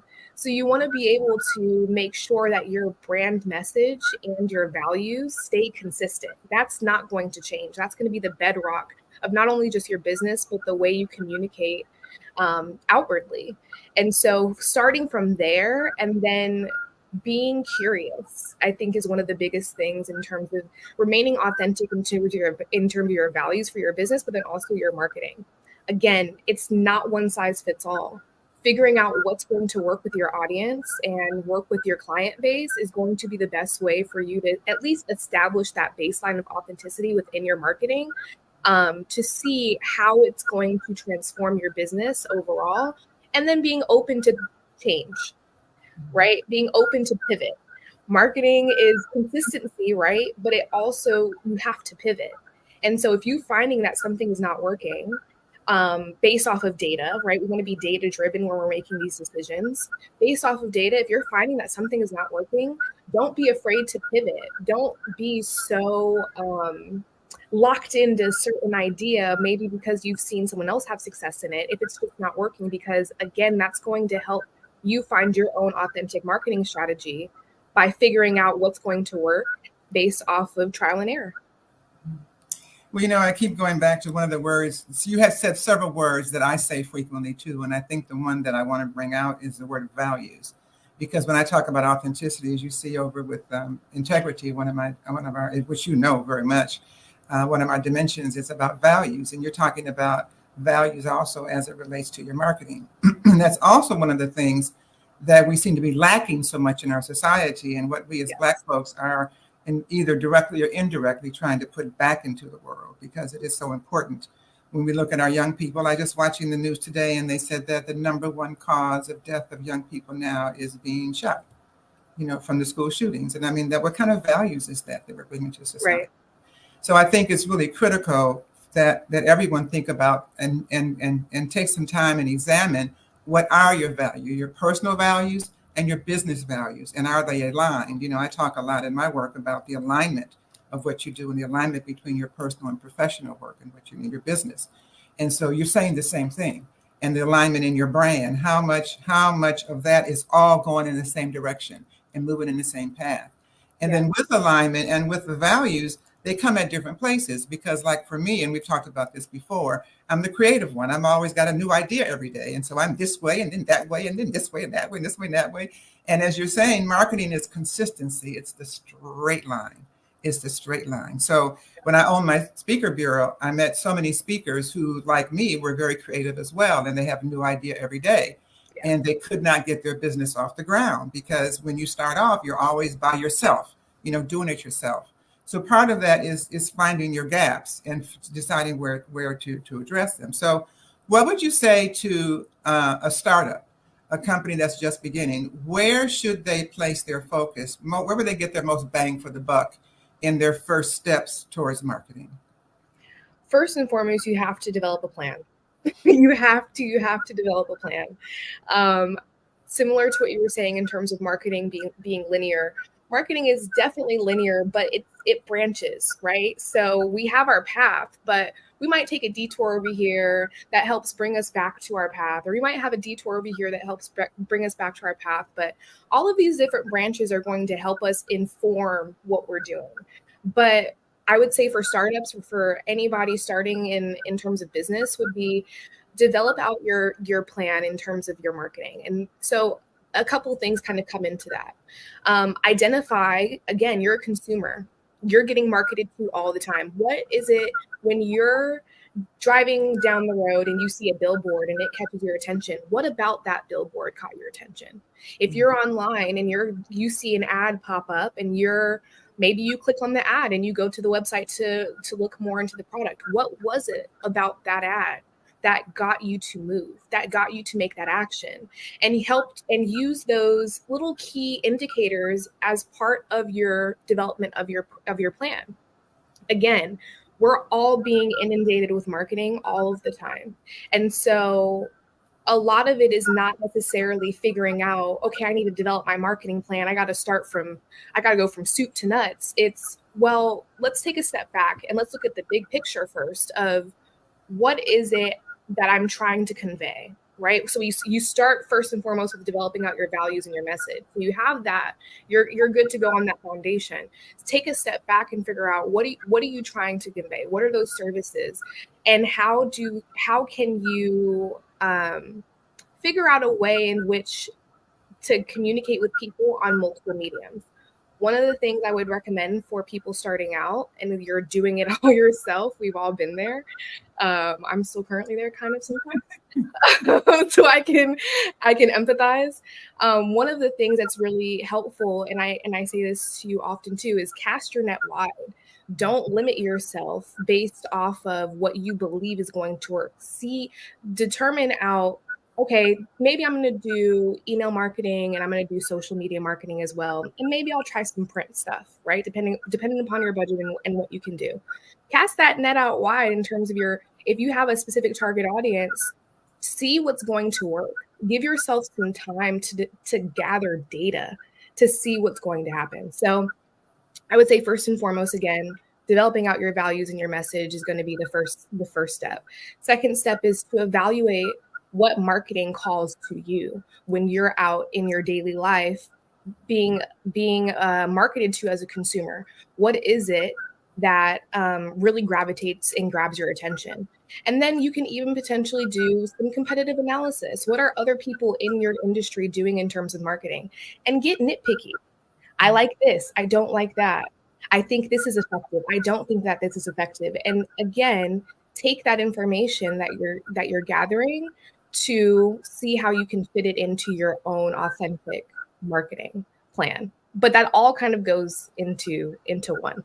Yeah, that's all very, very excellent advice. I'm thinking about myself, and I want to talk to the entrepreneurs for a moment and just say to you, sometimes you just have to let go and let somebody else do it. And I say that, I know Leah is going to laugh, because I'm at the point that I'm said, okay, I'm going to just back off and you guys just do what you do, and I'm going to shut my mouth, because I've been in business for a lot of years, and I've been pretty much solo, except for, you know, one or two people that have stayed with me and been behind the scenes, but I've been the sole decision maker. And, you know, you get tired of making all the decisions, especially when they don't work exactly. You don't know exactly what to do about it. So I'm just so delighted to have a young brain like yourself, you know, coming in to do that. And it's taken me a minute, but I'm just getting ready to just go back and hide in a corner somewhere and do what I do best, and not try to touch you guys, you and our new marketing person that we're bringing on as well, for about 30 days or so, and let you guys do it, maybe 60 days, and let you guys do what you do, and then come back and see, well, so what do we have? Because, you know I do my work very well. You could never do what I do. And I also know I could never do, I wouldn't even want to do what you do. When I learned how much it takes to market something, I said, well, dang, no wonder I'm having trouble getting success, because it takes as much to do that as it took me to do this. But I didn't understand that. So one of the things I advise everyone to think about as an entrepreneur is who you can partner with as a marketing person. And another thing I want to mention, and you can comment on this in a second, Nia, is that all the marketing people I've had before, especially when I have my speaker bureau, they were tactical. So they had this tactic and that tactic, which was no more the same that I was doing, tactic after tactic. But it really takes strategy. Do you want to speak to that a little bit, Miss Strategist? Yes, absolutely. So tactics are useful, right? Like tactics are those like tasks. They're like, you think about tactics as your soldiers, right? They're on the front line. They're the doers. But if we don't have a plan, and no one's telling our soldiers where to go, and we're just doing individual tactics again based off of trends that we might have seen, where are we at in the bigger picture? And so developing out your marketing plan, developing out your marketing strategy is so important, because it gives us all a baseline, right? It gives the soldiers something to do. We are the commanding officers of our marketing tactics soldiers that are going out there, but they need to have a solid blueprint to work with. And that's what a marketing strategy comes into play.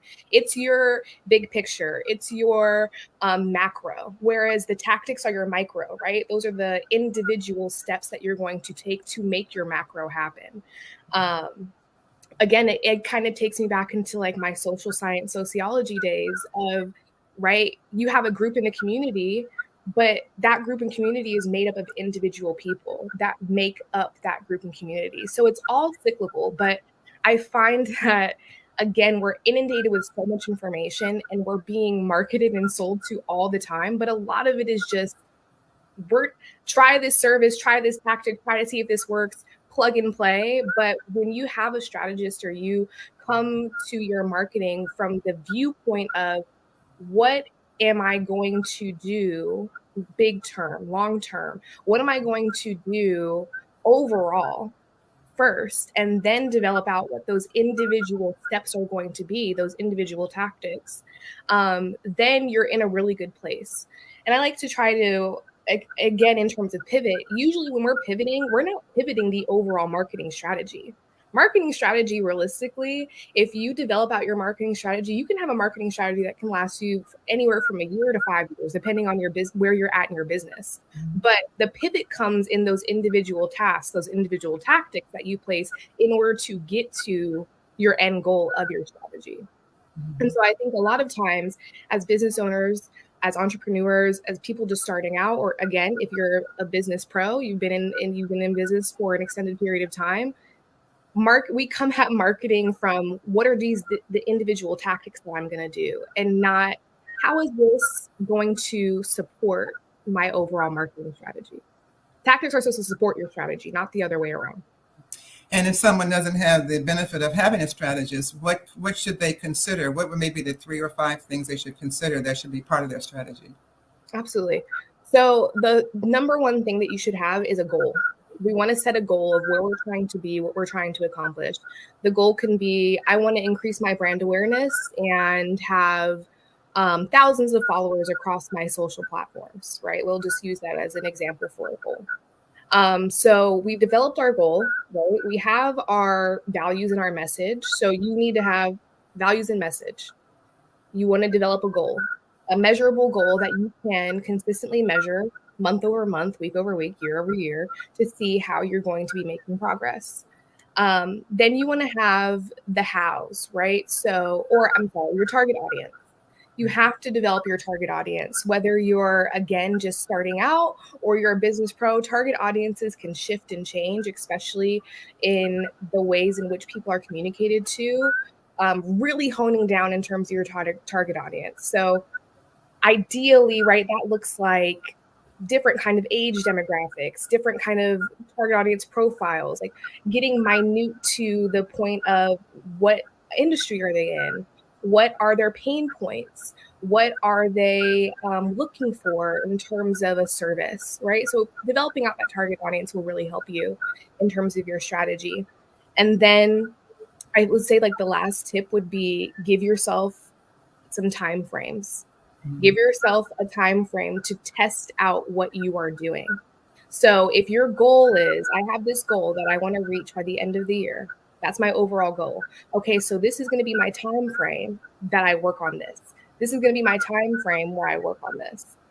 And it's in terms of marketing strategy, I categorize and I separate things into 3 different groups, right? You have your develop, you have your implement, and then you have your actualize. We all want to get to actualize. We all want to get to results, right?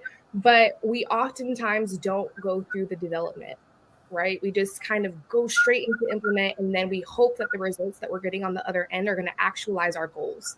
But it's really important to not skip that development phase of just establishing some kind of outline or plan for yourself.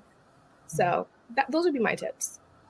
Yeah, well, those are very specific and very direct and easy to follow. So I hope everyone had a chance to hear those and absorb them and put them into perspective. Yeah. Now, when you say target market, I'm thinking about my company again, because as you know, I'm complex in the things I've done. So I have 3 target markets. Yes. But yeah, I know you mainly recommend that we just have one at a time, right? So it makes it fun, right? It makes, yeah, we have a lot of fun, that's for sure, in my group, because we do have a lot of that. So, you've helped me now in a tactic that we're getting ready to launch tomorrow, which is our 3-day challenge, our 3-day authentic voice challenge. So talk a little bit about that with you from a marketing perspective in terms of what you would say to people from your knowledge of it to encourage them to come. In terms, and also how you would coach me to say it tomorrow, because we didn't get a chance to talk about that yet. Time to do it now. Yes. So the Authenticity in Action 3-day challenge starts tomorrow. And it's really all about finding your authentic voice and then putting that into action, right? So taking that extra step to figure out how can I make my authentic voice, my authenticity shine through in these actions, whether that's personal, whether that's workplace, or both. And so I think that in terms of joining the 3-day challenge, and similar to your point about values, right? Like your business values are hand in hand with your personal values a lot of the time. And integrating those both help to really push things forward. And so the Authenticity in Action Challenge will really help to identify what your authentic values are, maybe just to showcase what authentic values are, and help to put you on the right path in order to make those actionable steps, not only personally, but within your business, and integrate all of those different authentic actions in your life to help to, actualize more of your goals, whether that's personally, whether that's within your business, or both. I know that I'm really looking forward to joining the challenge and being a part of it, just to learn. And I think that we're at a point in time now, similar to what you were saying about values, where collectively, I think it's a conversation that we need to have, and really being the leaders in that space to help to shift consciousness and help to shift the paradigm that we're all experiencing. This is a really great stepping stone to do that from, an authenticity expert like yourself. I mean, there's no one else who I've come across who can articulate authenticity in these actionable, measurable steps to really integrate into where you're at to help bridge that gap between where you're at and where you want to go. So that was my teaching moment, so that those of you who are entrepreneurs can see the difference of what happens when you have a marketing person promoting you. Because if I was telling you about it, I would tell you more about what it is, and she tells you more about what it does and the value that it brings me. So it's a little different twist than those of us who wrote it or write it or do it take, because we tend to talk about the information and what we did and what it does and stuff like that. But if you notice, her whole angle was on what it will do for you and what you can look forward to that's going to impact you, which is, it's maybe a slight difference in some ways, but it's just a change in your tone and in the words that you use, and also somewhat in the enthusiasm. And then it's also often better to have someone else promote you than for you to promote yourself.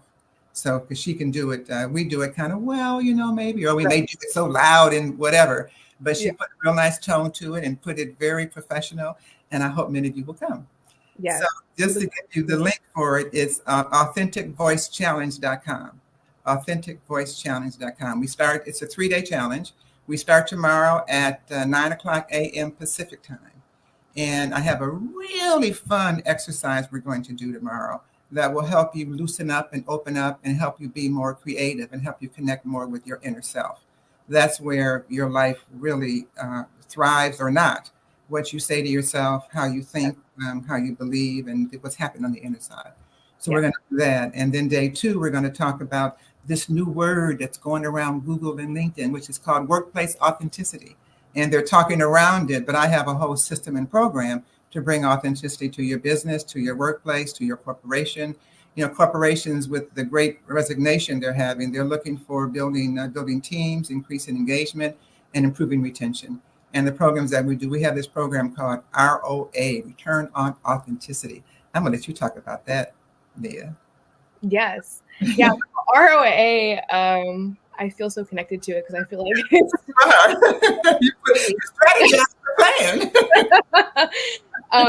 but yeah, so ROA is the corporate offering for the Norma Hollis Group. And so what ROA is in connection with your ROI is, right? So ROA, return on authenticity, will help you actualize your ROI, so your return on your investment. And so to Norma's point about workplace authenticity and how we're seeing, again, like a paradigm shift in terms of consciousness of people who are in the workforce, working maybe in corporate positions or even for small business owners, and feeling disconnected and maybe unengaged from the work that they're doing, or even the part that they play in the organization, and how their organizational leaders and executives really cultivate their talents and cultivate the part that the value that they bring into the organization. And so ROA really does help, again, bridge that gap between what are your values and how are those disseminated throughout your organization. And so what we're seeing across the board is a real need for determining what values are in terms of in the corporate space, but then also to helping business owners and executives effectively communicate that value throughout, whether that's throughout their individual communication and or their actions throughout their organization. And so it's really important that we're having this conversation at this time, again, because we're seeing a lot more talk about authenticity. But again, like I was saying earlier about trends, we don't want it to be, oh, we're just hopping on the authenticity trend. No, it's not that. We are embodying the authenticity values that we have for ourselves, and that is going to disseminate through all aspects of our business. And so if there are any business owners on here who are maybe struggling to find that gap and bridge that gap between what your values are and disseminating that out through your organization, ROA is a really great program with different offerings to help support you where you're at in terms of your business, to really help give you those tools to help boost your ROI with ROA. Yeah. Thank you. So please go register at authenticvoicechallenge.com. Yes. And we start tomorrow at 9 o'clock a.m. Pacific time. We'd love to see you there.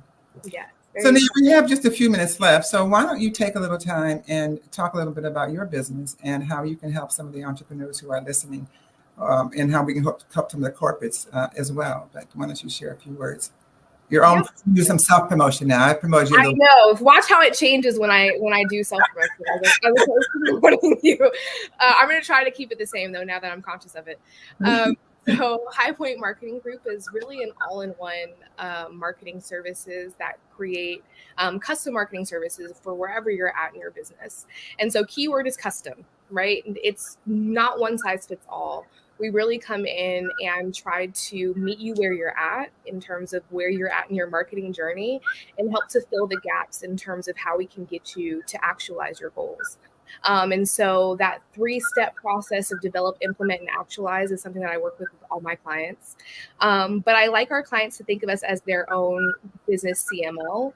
Where I find that my clients find the most value is when we are able to come into your organization, your business, and really help you from, again, like soup to nuts, whether it is developing out your marketing strategy and disseminating that, and or helping your marketing teams that are currently in place feel more confident in the marketing that they're doing, or help provide insights into that. So strategic planning is super important when it comes to marketing in general. And so that's the baseline where I recommend that everyone start. But wherever you're at in your marketing journey, we do provide custom marketing solutions that really encompass your 360 marketing from beginning to end. Right. And is there any company too small for you to take, or any too large for you to take? What's your target market? Who are my target markets? Right. I specialize in working with small and mid-sized business owners. And so there is no company too small to help out. And I do have some larger businesses that I work with as well. And so but I find my sweet spot is really between small to mid-sized business owners. I find that I can bring the most value and impact to those teams if we're doing something a little bit more collaborative. But yeah, I think my target audience is pretty broad. But I love working with Black entrepreneurs and really being able to support Black small business owners and Black business owners across the board. And how would someone get in touch with you? Yeah, so you can find me at High Point Marketing Co. So highpointmarketing.co. And you can reach me direct if you want to send me an email at info@highpointmarketinggroup.com. And either one of those will get to me, but I would recommend going to the website as well, just to kind of see an overview of services. And then if you can schedule your own complimentary marketing session with me there, and we can discuss where you're at in terms of your marketing journey for your business and go from there. Thank you. Well, you know, Nia and the audience, entrepreneurs out there, that I've just taken a major step and brought on a high power kind of a consultant partner, so to speak. And because I'm ready to take that next step, a giant step that we're taking. And I want you to know that she had an extensive call with me, and she gave her several endorsements. So if the high power marketing person is telling me about you, and I've had some success too, I guarantee your work is good. And you can just hear from her voice and her knowledge. She didn't know what questions I was going to ask her. I just kind of. I did not. I did not. Well, you did well. You shared a lot of good information, and I really appreciate it. And I hope our audience did too. So I want to thank you for for being here, Nia, and I've enjoyed speaking with you, and I learned about you. And it's good. It's nice to see you in a different format besides the marketing strategist. When we I know. Thank you for asking me to be a part of this. It's been great, and I look forward to being a patron of the Black Business Network and checking out more of their offerings. So great. I'm sure they'd be glad to have you. Watch out, you might be called on for something very easily.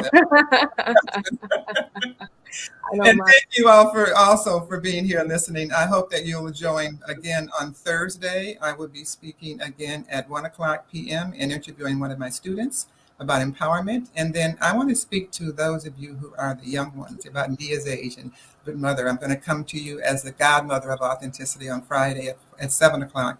and give you some advice of some years of being in business and life that maybe you won't hear in other places. So come on down. I look forward to seeing you both times. Thank you so much, Mr. Jeff Lilly. I appreciate you for being here and for introducing us. Thank you. No, blessings.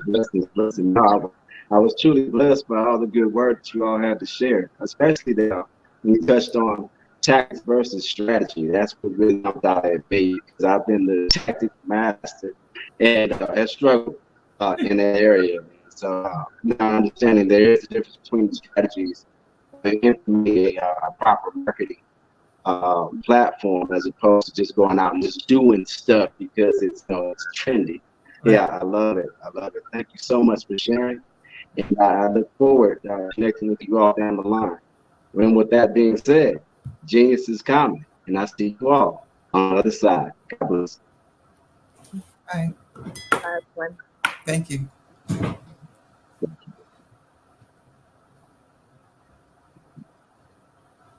Phenomenal Tanya T. Wise, who is here from the great state of Maryland. Tanya, welcome and thank you for being with us today. Can you indulge our audience a little bit and tell them just a little bit more about who you are and what it is that you do? Well, I love being able to talk to people and have a magnetic attitude, being able to just show them. So I always like to say, level up is Coach at Tanya T. Wise here. So can you tell our audience, just give them a teaser about what your presentation will be about? So my philosophy is that we should all be living our dream life. So tomorrow I'm going to talk about how you start living your dream life. What are some of the things that you thought about in your childhood that you just kind of let go and dormant? Wow. And I want to reignite that and just give you some pointers and some tips, some tools, some strategies to be able to start living your best life now. And guess what, Rhonda? And leave an inheritance for your legacy. Oh my goodness. Okay, I know that's resonating with a lot of people. I've heard that you have a dynamic coaching program. Can you tell us a little bit more about that? Absolutely. So our coaching program help people that have the lack of time, that lack strategies, and lack the confidence to go after their dream life. So we help them implement tools, we help them implement strategies, as well as give them resources so that they can live their best life now and leave that inheritance. Wow. Oh, I love that. I love the leave the inheritance part.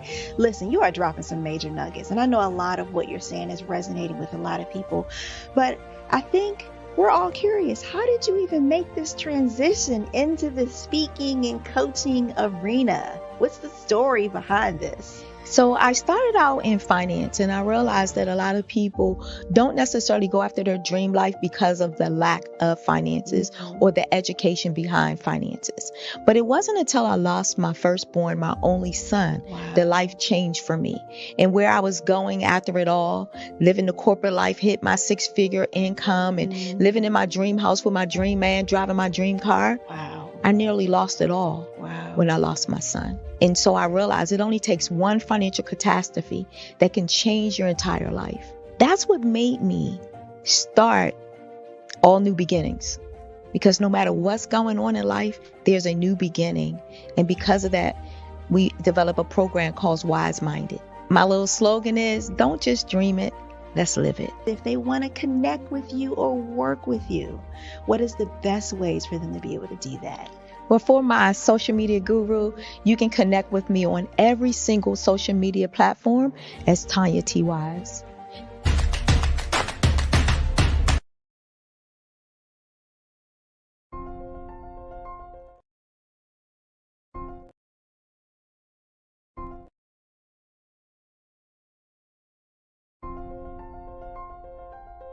What if you could build your own city? A place where every child can find nurturing people to help them achieve their full potential. A place where every adult can access job training support. Where health education is abundant. Where social justice ruled the land. A place without limitations. Welcome.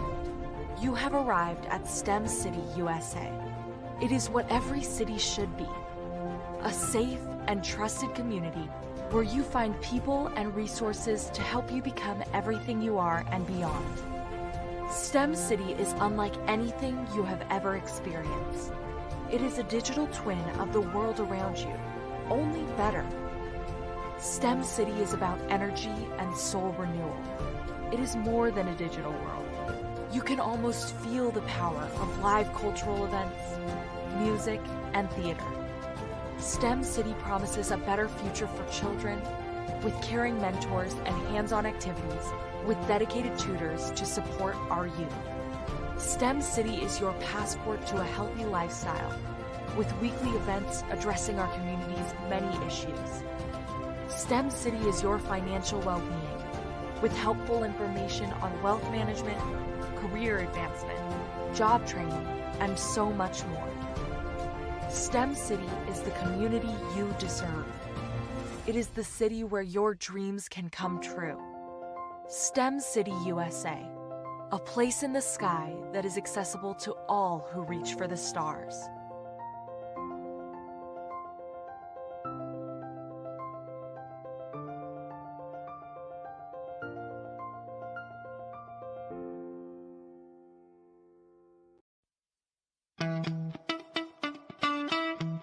How many times have you been asked to help someone you didn't even know, a student, a business entrepreneur, or did you ever even ask, where did they end up? That business, that friend, that entrepreneur. Well, just maybe they ended up in a gang, bankrupt, homeless, or worse, dead. Maybe they turned to crime, drugs, and alcohol. Did you ever wonder? Did you destroy their dream, or was your life always so easy? At the Black Business Olympics, we started a movement to help students complete. Give them hope and foster success. Help them to leave their dreams of providing laptops, computers, and up to $5,000 in scholarship funds. Today, we ask you to help a student, a business owner, or an entrepreneur to realize their dream by sponsoring them, supporting them, and buying from them. Consider this. With $1.6 trillion in our Black community, we only ask for a small donation for our students, our businesses, and our entrepreneurs. And you can change a life today. So I ask you, what are you going to do? Sit on the sideline and watch our students in high school be losers, miss out on their dream from lack of resources?